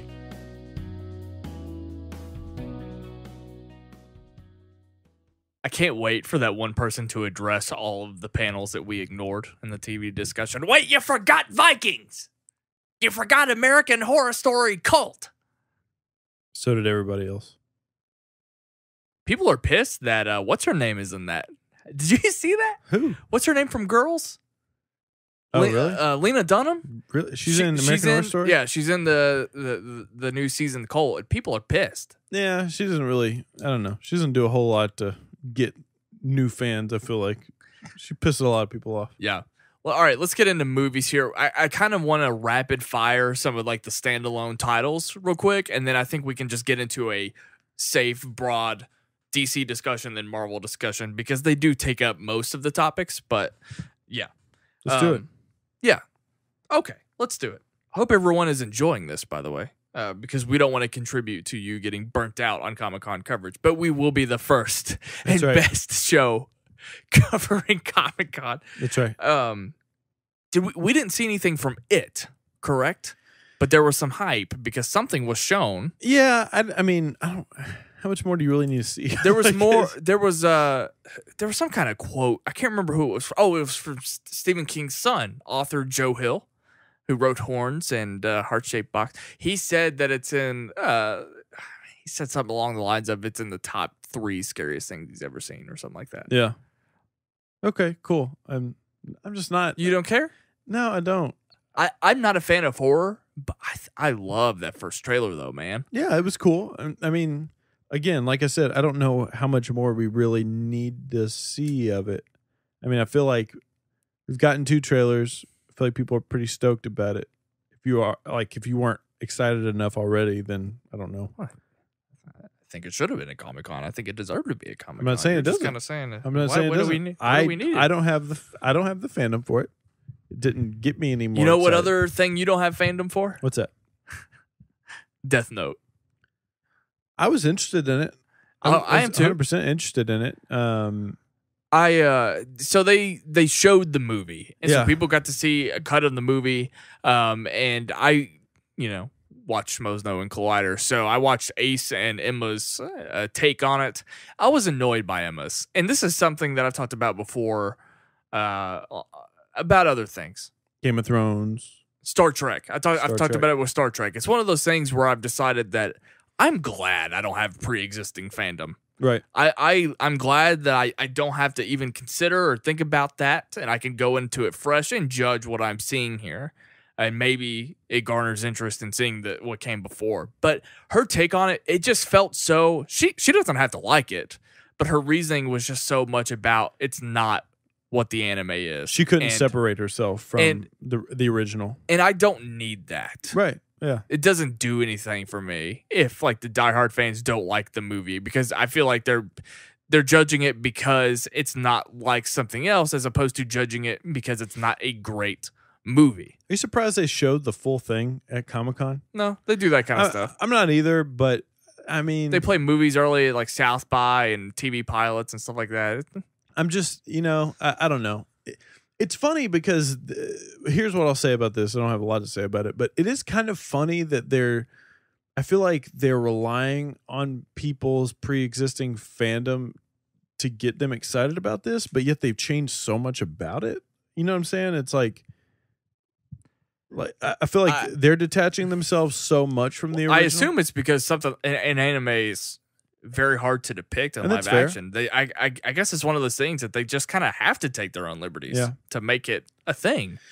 Otherwise, it could be worse. I don't know if I'm even going to watch it. I'll be honest with you. Oh, I definitely am. Especially because Adam Wingard, he directed The Guest for our boy Jan Stevens, and that was such an interesting movie, even though I didn't like everything about it. But anyway, I'm gonna do everyone a favor. Okay, I'm gonna do everyone a favor here. Good, you should. Let me just remind you all of a thing that happened called Pacific Rim Uprising. You're welcome, because everyone had forgotten that the thing came out. Not only because it was like the first thing to come out, but it was nothing. It was 100% nothing. Like, almost wish they wouldn't have even shown it. Like, it's like we've seen the entire first movie. It offers nothing. They designed this trailer as if it was like it should have been the intro to Pacific Rim. Right. I don't need to see a training module for the Jaegers. Also, don't even really just care. I don't care about seeing new robots right now. Like, it's one of those things. I feel like show it in the movie. Like I don't know about that. I want to be in wonder. It's no secret anymore. I mean, we got a whole movie about it. What I'm saying is, it didn't give me any reason to get excited for the trailer, because it was just a nothing burger. I saw the first one. I saw it in theaters, in fact. And I walked out of it thinking I had a good time with this. I had a good time. I wasn't like, I'm not like going to go get a tattoo of this movie. The things that I don't care for in Pacific Rim are the Guillermo del Toro things. Really? Involving Pacific Rim, including like... I don't like the acting. The underground stuff with Ron Perlman and how he was like a black market. All that stuff with Charlie... Hunnam. No. Charlie from It's Always Sunny. I can't think of his name. Okay, yeah. But no, his name is Charlie. Yeah. Never mind. Everything going on with all, I didn't care for that. But anyway, this was a nothing burger. It felt like something that should have come before the first movie. The graphics of the Jaegers seemed to have like this arcadey 80s vibe to it. Like, I think it was purposefully like that, but the final shot looked like it wanted to be the actual Jaegers. So if that is the case, and I don't know for sure, but it looked terrible. I thought the CGI was awful for these. I just didn't find it interesting. Like I walking out of that first movie, I kind of wished that maybe they were taking a different approach with it, but it just seems like the same thing, and I'm just not interested at all. The two trailers that I think stole Comic-Con on day one, Kingsman 2 and Bright. Those are the topics of conversation. Yeah, Kingsman 2, super excited about it. It's going to be such a fun movie. I really want to rewatch the first one again, just because I've actually only seen it once. Oh, wow, okay. And I watched it a couple of weeks ago, I want to rewatch it. This one just looks so much bigger. It looks so much more expansive. Obviously, the first one, a lot of it was sort of an origin, learning how to be in the Kingsman and stuff, it just seems like this is going to be more balls to the wall, exploring the world itself. It was obviously a huge. I mean, it's a blockbuster, not a summer blockbuster, but it was a big blockbuster, made a lot of money, very successful, bigger movie overall. I think you will be surprised to go back and see how kind of small that movie is. And that might be weird to say, considering there's like a montage at the end going around the world, seeing people annihilate each other. But it's just a much smaller movie. He's in school half the time. It's just, so I do find that interesting. That's a great point. This one kind of feels like you're getting to explore the world a little bit more. So that's a great point. I just think I'm just so excited to see where it's going to go. Coming to the U.S., introducing Statesman, that's such a clever idea. I don't know how close all of that is to the comic book anymore, even though the first one was already an interesting departure. The cast looks great. I love the Kentucky spin, because that's what they're from Kentucky. So anyway, Kentucky's some inside joke with those movies, because that's where the church scene was in the first one. Bright is a movie that I'm very interested in. I think it's exciting to be bringing this cast, this style of movie to Netflix. I think it's really, really cool. This trailer was sort of surprising to me. It was surprising to me in the sense that just how much it sort of showed. Like, I didn't expect for it to be like, if you don't get that this is this weird fantasy mixed with reality thing, if you walked out of this trailer not understanding that, then you're a fucking idiot, because like I mean, you just are. Like, how could anybody be confused of what this is after watching this trailer? Sure. Yeah, I mean, I think we all know what this is now, and I sort of had It's ambitious. I've been following this ever since it sold, because it was like a record-breaking spec script from Max Landis. Obviously, Max is one of those writers with a face that people know. Very polarizing individual. Yeah, I can't stand him. Huh? Can't stand him. He drives me crazy. As time goes on, personally, I was actually a huge defender of his. I was a Landis apologist, and as time goes on, I'm kind of boarding. I'm a fan of his work. I'm boarding the boat that you're on. I can definitely separate myself. His work is very interesting. Even something that I'm not like freaking out about all the time, like American Ultra. But that's like, it's always going to be at least an interesting watch. Yeah, for sure. So I'm excited to see it, with the exception of Chronicle, which I think transcends all of it. But yeah, I don't think he's had, just because I follow him on Twitter, I don't think he's had deep involvement with the movie since it got greenlighted. I think has kind of been removed from the studio, as far as I could tell. That's my impression. So, but anyway, I don't think it might have some of those Max Landis isms that'll take this kind of off track. I think the trailer showed us exactly what we're going to get. I'm sort of excited. If this is good and this is pulled off really, really well, it's the type of property that could garner a lot of fandom around it.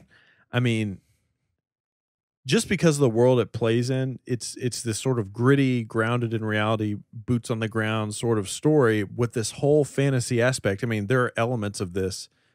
I mean, imagine Lord of the Rings meets Training Day. That's sort of what it reminds me of. I mean, literally with David Ayer behind it. Yeah, exactly. And if this is good, I mean, you could have people walking around like in cosplay from stuff like this, like posters on their wall, action figures. Franchises, sequels. I was gonna say, would it be, if it had a sequel? Wouldn't it be the first Netflix movie to have a sequel? I guess so. This is actually the most interested I've been. I need to watch Okja. Yeah, I need to watch that. But overall, aside from like Beasts of No Nation, this is by far the most interesting movie that Netflix has put out, in my opinion. So, 100%. This is actually a very big deal to me. But yeah, I've been following this for a long time. I'm so curious as to what's inside. I really am. What are you doing? Texting. I'm listening at the same time. I loved the fact that you were texting, but you were making eye contact with me. Very skilled, Jaye Williams. I am. Dr. Doom by Noah Probably Hawley. Unspelled? Probably misspelled some things. Yeah. Dr. Doom from Noah Hawley. Care or don't care? Super care. Are you serious? It's strange to me and a little bit worried. Strange because what if Noah Hawley saves the Fox superhero? We joked well, not joked. It was a serious thing. You always talk about Sam Esmail not believing in plot. Yeah. I thought it was ridiculous that when I listened to an interview with Noah Hawley and Andy Greenwald, who helped write Legion, in this podcast, way after the fact, was the first time that Andy Greenwald had actually heard him say the word X-Men. Yeah. If this is a guy, for those that don't know, that don't pay attention to Legion, and shout out to Let's Talk Legion, the other show that we do covering it. This is a guy who made a great show, an incredible show, but also could not have run farther away. I mean, to say that he took liberties with the show is a massive understatement. Yeah. I don't know if that's necessarily something I want with the Fantastic Four. Yeah. Because it just, there's some apprehension there. If there's anything that just needs to play it safe, I'm wondering Fantastic Four. I'm wondering how you do that, and maybe I should be more creative. But like the fact that the Venom movie's coming out, you're designing a movie around a villain, and even though there's been 3 Fantastic Less. The next movie should be called Fantastic More. Fuck. What was I talking about? Oh yeah, I was talking about the fact that you're designing the movie around the villain. So like you referenced it possibly being a Fantastic Four movie, but I don't think that's the case. And that's I'm just, even though Doctor Doom has been in 3 Fantastic Four movies, I don't feel like it's enough. You know what I mean? Here's the thing. Okay, if anybody's, here's the thing. I don't like the idea of especially launching things like the DCEU, for them to only have now it's 4 movies under their belts. Superman, Batman vs. Superman, Suicide Squad, and Wonder Woman. Yeah. For the 3rd movie to be a movie about villains is fucking dumb. No, I agree. It's so stupid. Especially when you don't use Joker more. For Sony to launch this Spider-Man universe, which doesn't need to exist, on the back of Venom is also the most stupid thing. Asinine. It's ridiculous. But where all of this works, and it's exciting, is Noah Hawley doing a Doom movie. Because a Doom movie. A Dr. Doom movie. A Doom movie with The Rock. I thought you just combined Doom and movie. Doom movie. The thing about Noah Hawley is no one has... You can speculate all you want about this movie. Nothing anybody says will come true. I'm just... Right. You have no idea what this is going to be. I just... I'm not excited. Really? I mean, I love Noah Hawley, but I mean, I don't know. Dr. Doom is outside of... I mean, Doctor Doom is one of the biggest villains in Marvel. Yeah, and because I'm so outside of, especially compared to TV and movies, I'm so removed from that. I don't have an understanding of that. I don't even know if I've ever read a comic that involves Doctor Doom in any way. Really? So yeah, I don't know a whole lot about him, and obviously the movies didn't represent him well. Right. So I don't have a lot of context. I mean, I'm glad that Noah Hawley is doing stuff, because it's safe to say that he's going to have to wear the uniform more if it's going to be a blockbuster film about Dr. Doom. Whereas you can kind of do your own thing with Legion, but I feel like he kind of has to come to work with a shirt and tie with this a little bit more. But the great thing about Fox is they are doing the sort of this experimentation, going back to back with Logan and Deadpool, and then what will be a horror movie when it comes to New Mutants. So I see they're dipping their toes in other genres. But have you noticed too? It's kind of funny. I think it's kind of cool how much they're sharing, like everything. I mean, Bryan Singer had a hand to play with Legion. What's the other guy's name? Simon Kinberg. Simon Kinberg also having a hand to play with everything. Now Fox being impressed with Noah Hawley and his work with Legion, now giving him this opportunity as well. I'm just surprised that he took this job. Yeah. It's a little off. Yeah. Off kilter. How would you react if you found out Andy Greenwald was penning the script to Dr. Doom? I wouldn't mind. I mean, I don't know how much of a hand he had to play in Legion, but you know, it is what it is. Look, if I can appreciate Max Landis as a screenwriter, but despise him as a human being, I don't despise Andy Greenwald. I just think he has some absolute shitty takes on things. He's annoying. Spawn. Todd McFarlane. Don't care. Let's move on. I think it's interesting that Blumhouse is doing it because I don't know a whole lot about Spawn, but I've kind of thought that it was dead and that nobody cared, character. And it was never going to get funding ever again. So the fact that Blumhouse is making it, not only is that great for Todd McFarlane, I guess, but that's just an interesting studio to get them make that movie because they've been so successful, and I think they're so.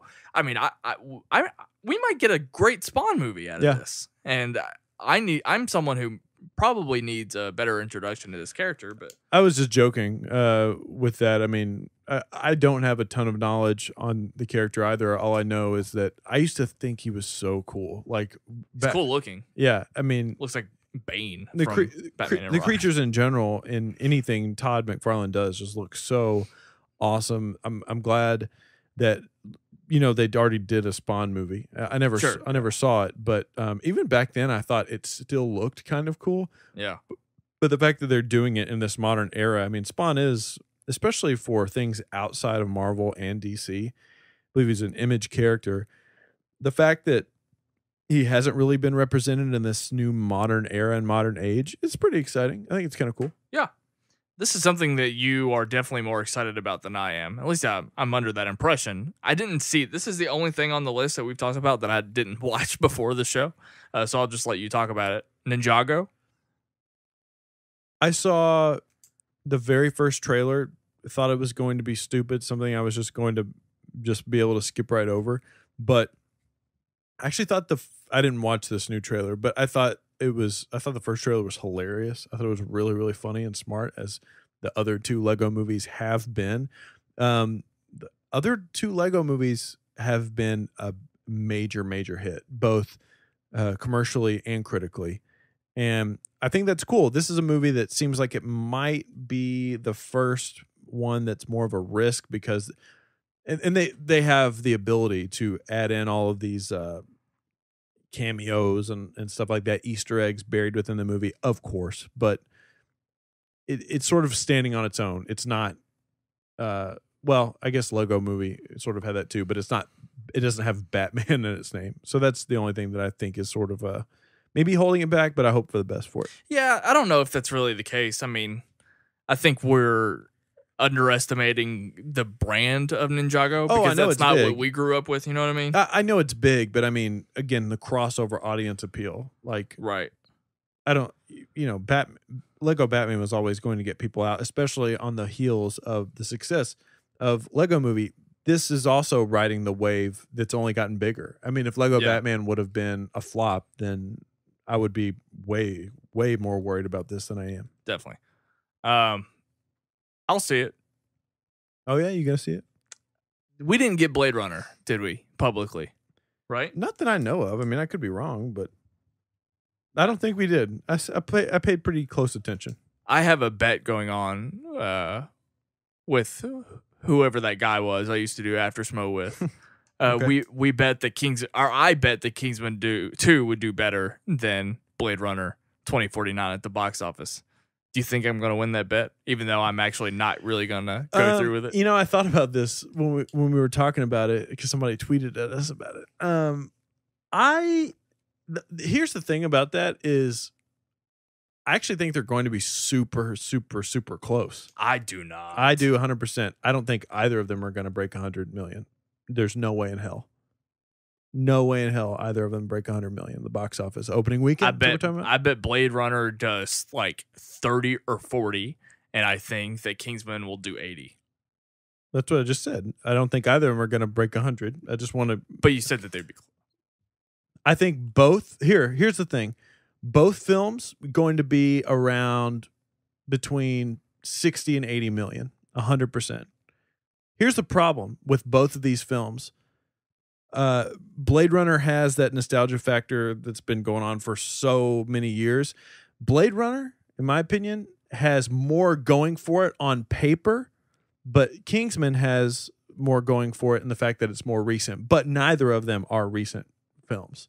Like, not, in my opinion, to really push good box office success in that regard. But what is going to get people to go to the theater I do think Kingsman is going to do better. Slightly. Blade Runner has so much going for it. Denis Villeneuve coming off of the Arrival fandom, obviously Ryan Gosling, obviously the name, all that stuff going for it. But Kingsman in general, it's a hot property that's been more recent. I'm not feeling the heat as far as the zeitgeist and the surrounding Blade Runner. I just don't get it. I mean, I think it only matters to movie fans, but I don't know what it's doing for anyone else. Even take Blade Runner away, even the title in general.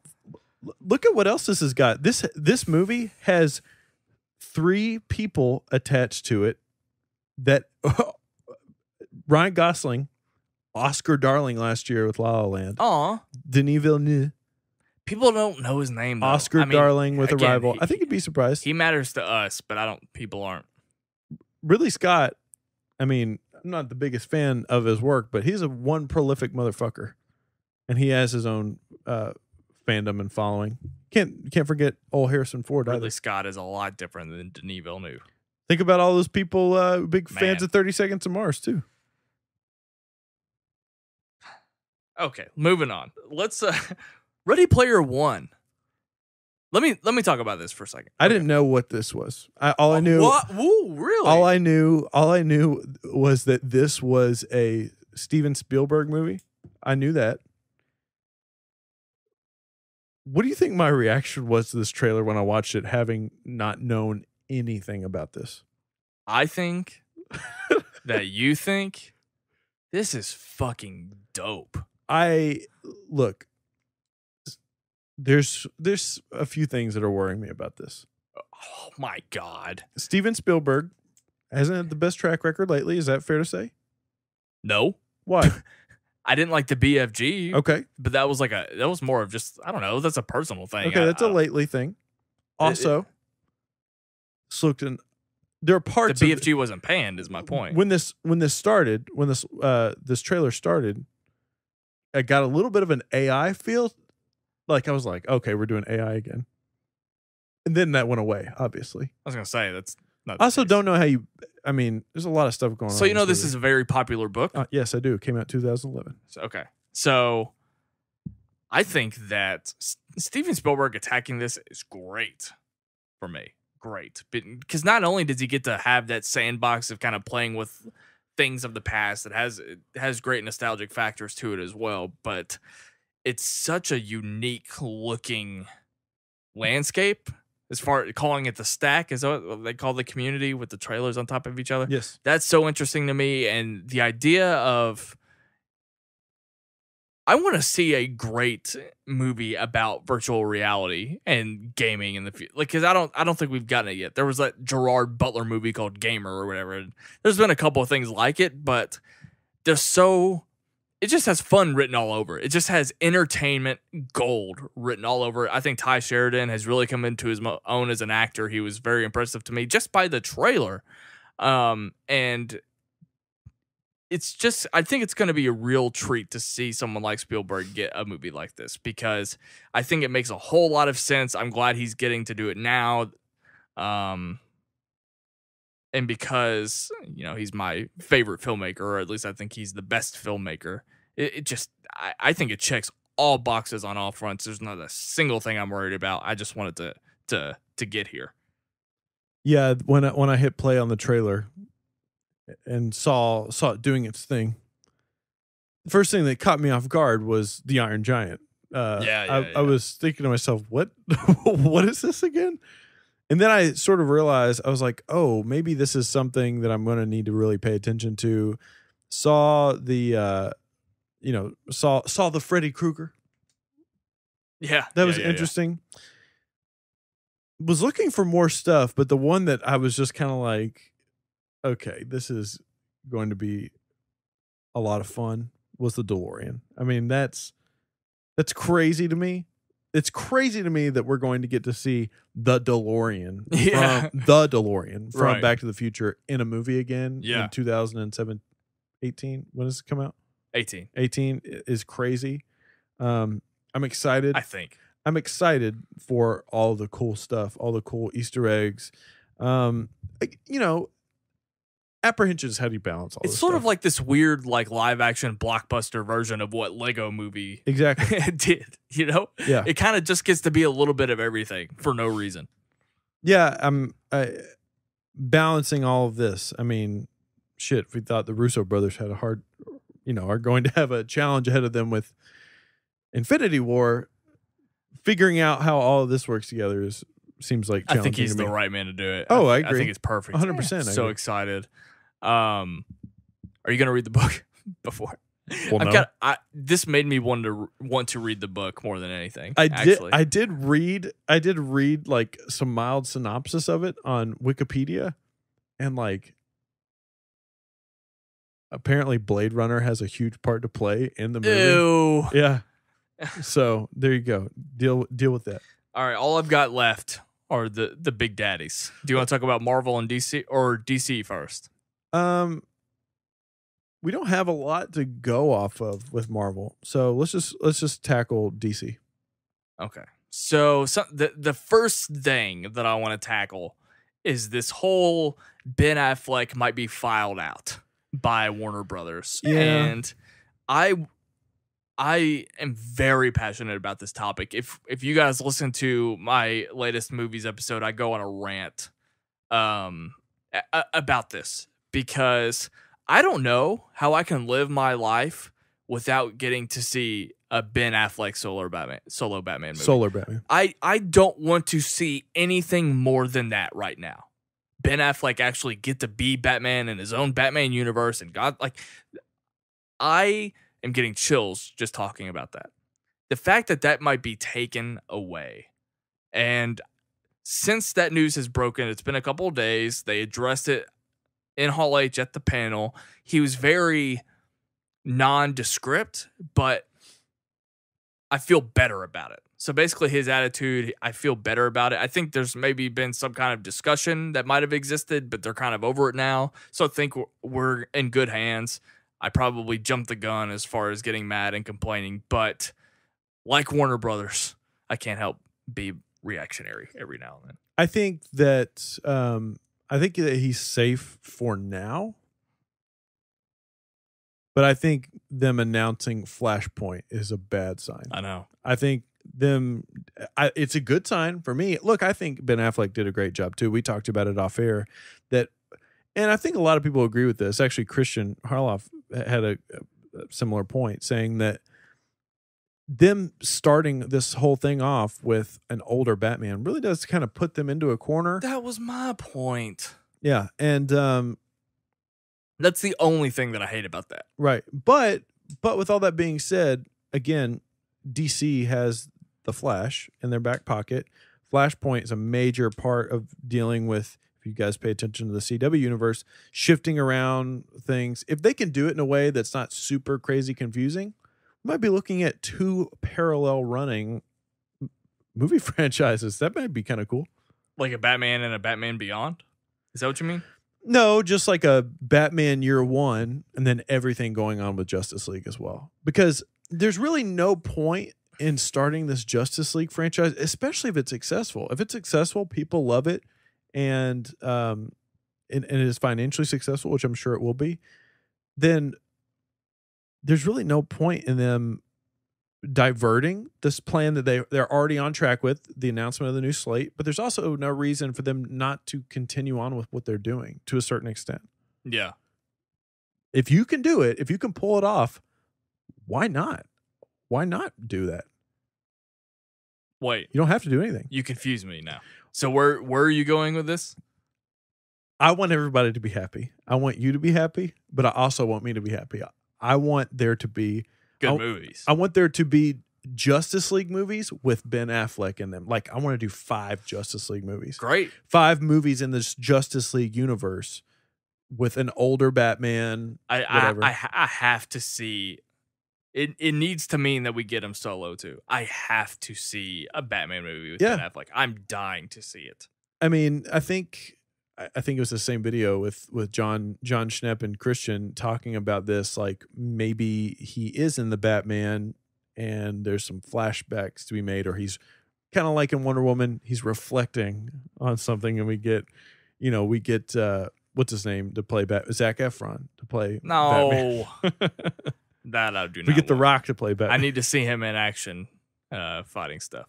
I don't know. I just feel like it's such a big missed opportunity if they replace him. I'm just very precious about this. Who's the new Batman? Huh? Who's the new Batman? I don't want anybody to be the new Batman. Kit Harington? No. What? I don't think I've laughed harder. The biggest, hardest laugh of the week was the fact that The Rock will not be playing Black Adam. Yeah, you're very entertained by that. I just whatever. What do you mean? Oh, you don't think that's funny? That's the biggest, like... Nobody knows who it is. Nobody knows who Black Adam is. Anyway. Everyone has been waiting to see The Rock's Black Adam since even before they had a DCEU. I mean, that has been a thing for years that they have teased. And The Rock actually recently talked about DC movies a couple months ago. Right. So it's just hilarious to me that it just came to a screeching halt because all of this talk. I mean, I heard so much about The Rock being Black Adam, more than I've heard DC shifting around the Batman. I mean, yeah, it's all over the place. All of this, especially in the DC stuff, embodies this. I'm not throwing shade, but the DC announcement today makes me realize how much nonsense was reported in the movie news landscape, like on Movie Talk and stuff. Like but was it though? Yeah, 100%. Because why? Listen, I'm a big fan of soccer. I'm sure it's like this in other sports. So much hot air gets reported on speculation and Sure. to sort of generate hype. Gas bags. And man, I just get so fucking over it. Like until like the anticipation is like who's going to sign with your team until they're holding the jersey. Yeah. No, I just get don't that. care. I get that. Like where was Gotham City Sirens in this announcement? Remember how that was supposed to be the next movie? Wasn't even in the slate. Well, I think that's the weird thing. Well, that's not true. It's still on slate because Not in the announcement. David Ayer just talked about how he made the conscious decision to choose that over Suicide Squad 2. Like it's still a thing. They just haven't dated it. Right. Because fucking Warner Brothers has announced 25 movies for this universe, even though 2 more are dated. I mean, they have. So that was interesting. I thought it was weird that they went to Shazam. Yeah. Of all of the characters, because I feel like he is 100% the least known out of probably every single character that they brought up. Period. Superman wasn't listed in there, right? No. Here's the thing even though Matthew Vaughn again just talked about doing it, but this is very clear to me why this isn't done, and it even is more clear after seeing the Justice League trailer, which we'll talk about. Listen, Warner Brothers, you're not fooling anybody that Superman is going to be in this movie. Okay. Yeah. I feel like they're like, I feel like Superman wasn't announced because they didn't want it to be a spoiler. that he's still alive. Yeah. Yeah. We're not dumb. Yeah. Just fuck. You even put his logo on the poster. It's the final shot of Batman v Superman. Yeah. They purposely put that in there. Yeah. No one thinks he's not coming back. So, yeah. Just announce the movie. Plus, when you see the posters of Justice League, it kind of looks empty without him. Like, you need Superman there. I love He's the only one that can save the day. Wonder Woman is your only hope. Again, Wonder Woman is great. With that group of people, her. and this is nothing. Who's going to stop some galactic being? Is it going to be Batman? No. The only reason he's there is to buy time for other people to He's take also care got of the cool job. vehicles. Well, yeah. He's the booster club of the Justice Yeah. League with supplying weapons and all that. It goes Wonder Woman, Cyborg, Batman, Aquaman. In terms of who could save the day. I don't know. Aquaman's a god. I would put him above Batman. You're right. Batman is the lowest on the totem pole. To be honest, He's mortal. I want to transition into Justice League because we got the 4-minute trailer. I love actually how much the movie kind of hinges on, like, it still feels like Gotham City is home base. It feels like, because Alfred is featured prominently. Alfred is speaking to the entire team. There's that funny moment with him and Cyborg and the Batmobile. The fact that Commissioner Gordon is there so frequently, like, that's home base. And I think that's really, really cool because, again, that just pleases me to see that there's so much Batman in this. Right. I'm getting more and more excited about Momoa's Aquaman. I've never had a reason to be a fan of Momoa. I mean, being a Dothraki doesn't mean anything for anybody, at least for me. There are a lot of people that dig Momoa, but I haven't really cared. Right. I love the more rock star and hippie vibe because it's like something we haven't seen from a superhero personality. So it has me very curious. I loved seeing Gal Gadot back again. Oh, 100%. I love seeing Flash's costume in action and getting to see more from Cyborg, even though his suit kind of still looks unfinished. So I can't get excited about that. The thing that I took away from this trailer was a few things. One, this is epic. Doesn't do it. No pun intended. Doesn't do it justice. Ha! If Avengers has this galactic feel to it, this Justice League trailer has a fantasy aspect to it. I mean, gods. Yeah. You see the scene with horses. I mean, it's just crazy. You're gonna see Atlantis too. 100%. So all that stuff. Sure. And I mean, it looks larger than life. I made a joke on Twitter. I said, "Is this movie supposed to be 9 hours? Because this looks like." They barely used any repeat footage from that first trailer. I know, right? And it's crazy. It looks like a completely different movie. It does. And it looks badass. It is overtly stylized, and I think the style of it is, again, to go back with some of my comments with Wonder Woman, it does. I'm like, it's a reminder that Zack Snyder has a hand in it. It's fine. Ultimately, there was a discussion about, like, what if this is Zack Snyder? What if this is Joss Whedon? And here's the funny thing about that conversation. Joss Whedon basically came in at the very end of this, did some reshoots, as far as I know. Extensive reshoots. Reported. And I think a lot of that had to do, I think the way that this movie is shown to us, the narrative, how it's pieced together, all of that is all Joss Whedon. And I think that's a good thing. The style of it, I think the approach of it to a certain extent, how it looks, I think the tone of it's very interesting, visually and 100%. Emotionally. I think the visual aspect is going to 100% be Zack Snyder. I don't think there's any doubt about that. He's obviously established this universe. Yeah. And a little bit of that is part of the reason why I don't really care for him as much, but a huge reason is because of how he tells his stories, and that's what Joss Whedon, I think, has done for this movie. For some reason, I thought you were putting on my shoes there for a second. I'm loving the direction of this. I mean, I was digging the vibes, the tone of it, the visuals. There are a lot of shots that look terrible. Yes. The two red shots that have the oh god, why did I forget the names of the flies? Parademons. Thank you. The shots of the parademons and it's a red buildings. Those shots look awful. They look horrible. It looks a little silly. They look worse. I mean, I'm talking like N64 type graphics on the building that Aquaman crashes through. They look awful. It looks so. All of that reminds me of so much of the last scene or the last set piece of Batman versus Superman. I think we're talking about two different things. No, we're not. Because we were. I mean, what I'm talking about the red sky, and otherworldly. And yeah. It just a lot of that, for whatever reason, gave me a similar impression of that. Like when I didn't pick up on that. When they reveal Wonder Woman and there's like flames all around her and stuff. I don't know. I hated that movie. I just didn't really care for it at BVS? all. Yeah. Oh, well, yeah, we don't have to talk about that. I cut out all of Superman's scenes and I'm gonna upload it to YouTube. There is so much going on in this movie that also worries me a little bit. Like one thing that Batman versus Superman could have done without is so much going on.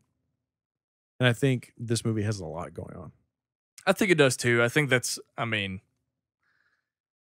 Joss Whedon has done this before. That's fair. Whereas, this would be a completely different argument if Zack Snyder was still involved, because like you can't even manage Batman and Superman and Lex Luthor. And Wonder Woman. How are you gonna?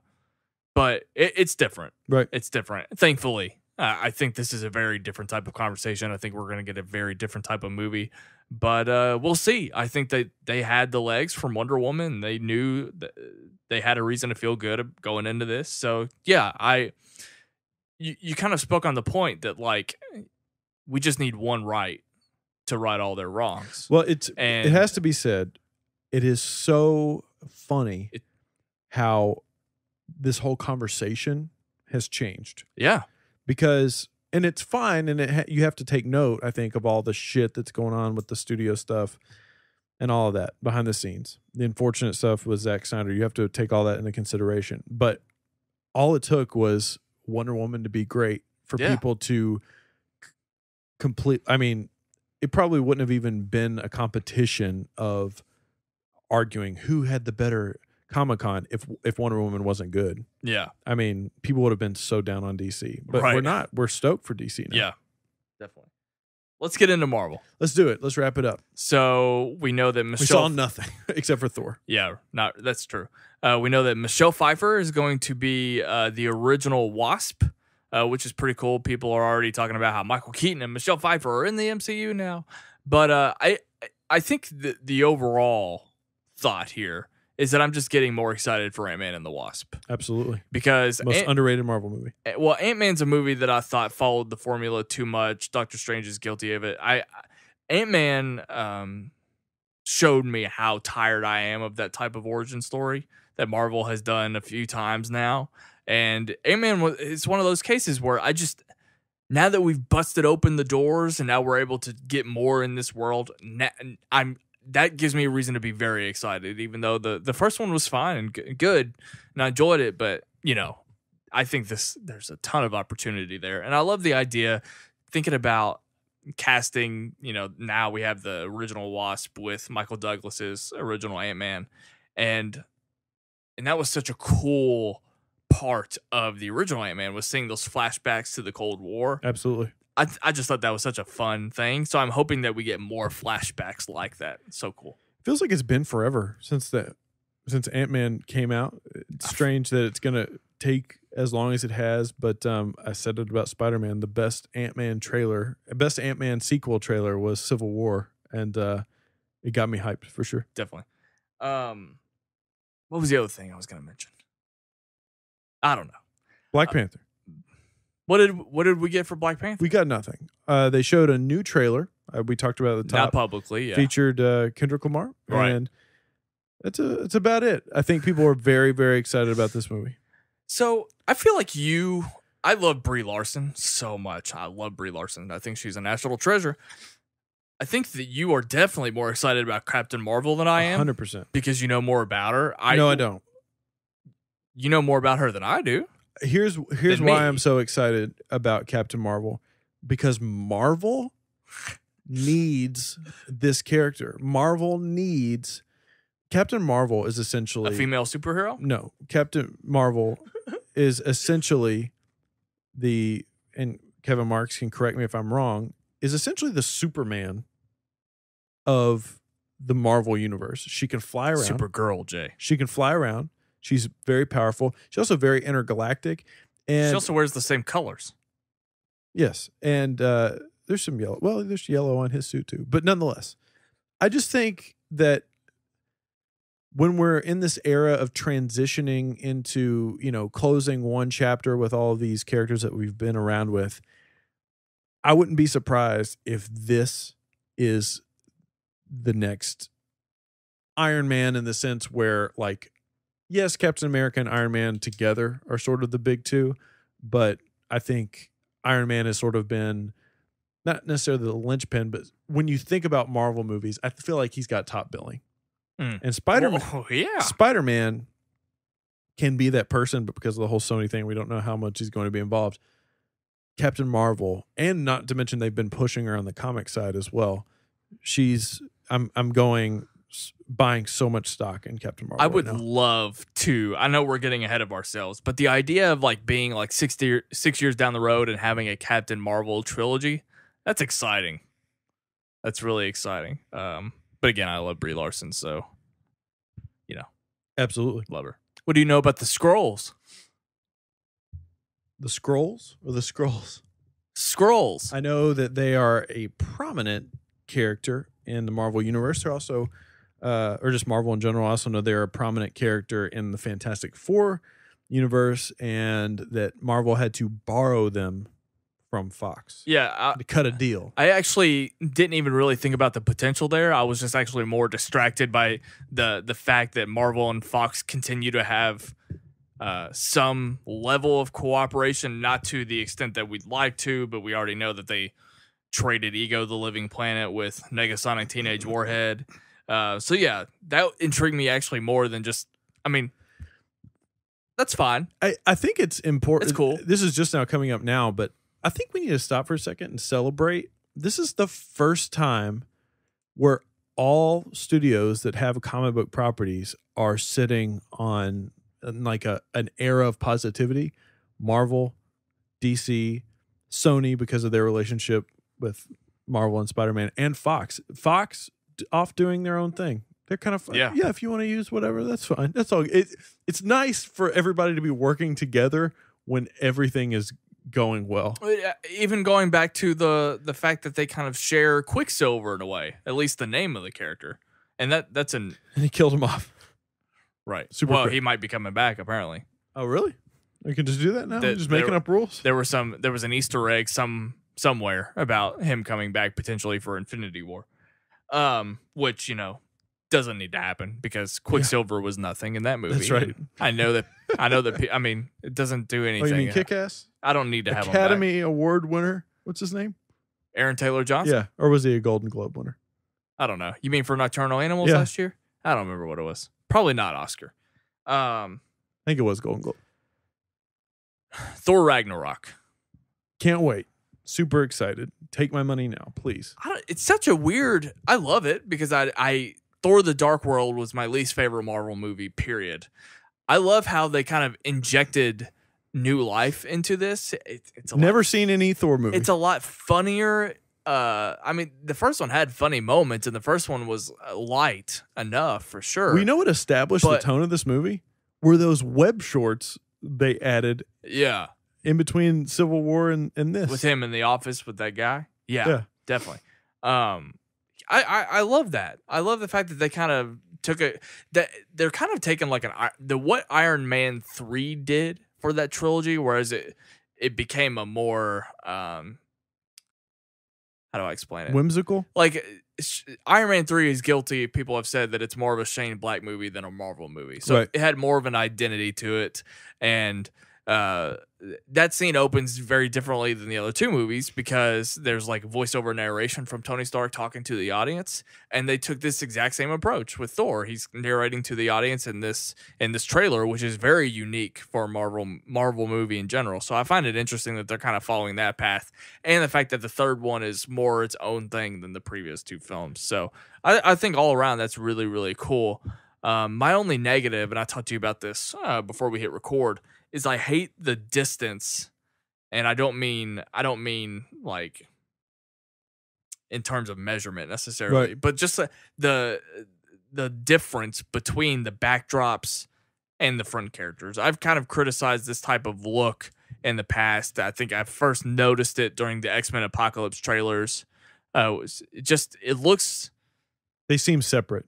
It's just separate. Yeah. It doesn't look like it fits together. And part of the problem is I think it's on purpose. I mean, I know it seems to be this the stylistic and choice. Guardians 2 kind of had this vibe too. So I don't know if it's something that Marvel's experimenting with. I don't know if we're going to see it prominently in Infinity War or not, but that's that's the only thing I don't care for, is that it looks like they're clearly in front of a backdrop. I mean, I didn't see hardly any levels of practicality.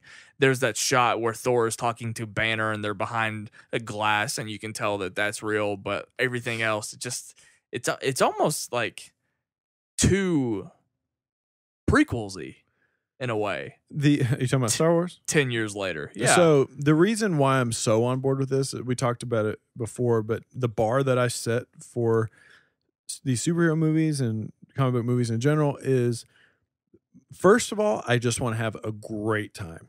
And then I also want a good story to go along with it. The good time, check. Yeah. Box checked. It's fine. It looks like it's going to be funny, a lot of action, a lot of craziness. And the story seems interesting too. I mean, it just seems interesting. This Hela sort of taking over Asgard, and the sort of buddy cop sort of style thing going on with Thor and Hulk and Bruce Banner. I think it just seems interesting. I think visually it looks stunning. Things that we've never seen before, which is strange to say after so many Marvel movies. Like, this movie has more to do with Guardians than it does anything else in the MCU.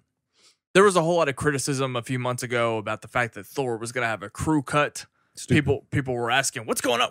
Where does hair go?" It's nothing news. And it was a leading story. He clearly just had a haircut when he became prisoner of those people. But anyway, I think this is just a theory. I think that in response to that criticism, I think that Taika Waititi said, "Watch this," and he changed Hulk's hair to make it crew cut as well. Yeah. Even though that theory is already debunked because Hulk's hair would have been cut the same reason Thor's was, but dare to dream, Jay. I think that applies. Dare to dream. For those that don't know, and you probably wouldn't, we've had to stop and restart this podcast. Not restart from the beginning, but that would be terrible. Restart just recording because the dogs have been barking. What else do we have to talk about? We talk about it all the time. The dogs don't do anything, but they know when we're trying to podcast. That's right. And it's too hot to shut the door. Yeah.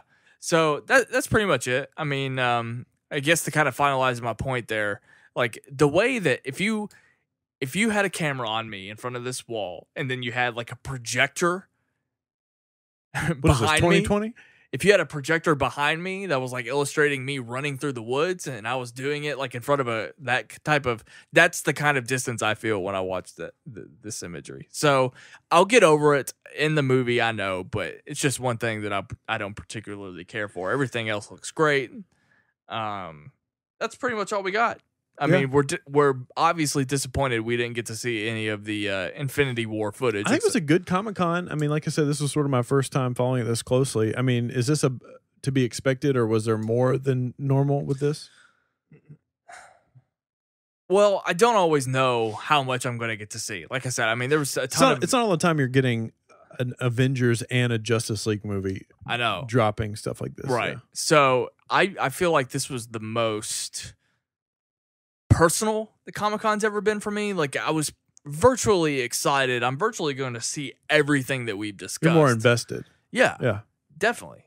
So, I mean, I just think it further proves that superhero fatigue is just not a fucking thing. Yeah. Because we're talking about all of these movies like they're the next godsend. Every single one of them.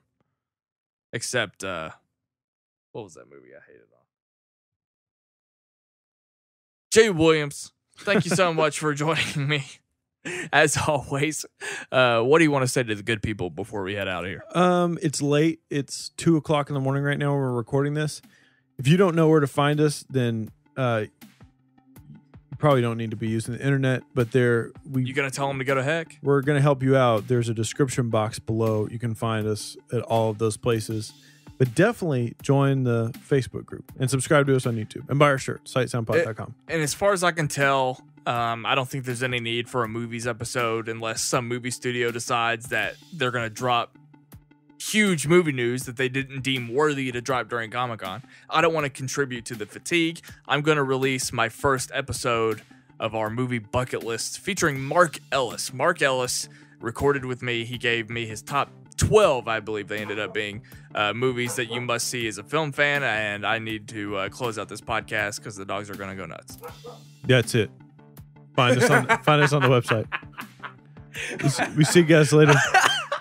We've had enough of you. Goodbye.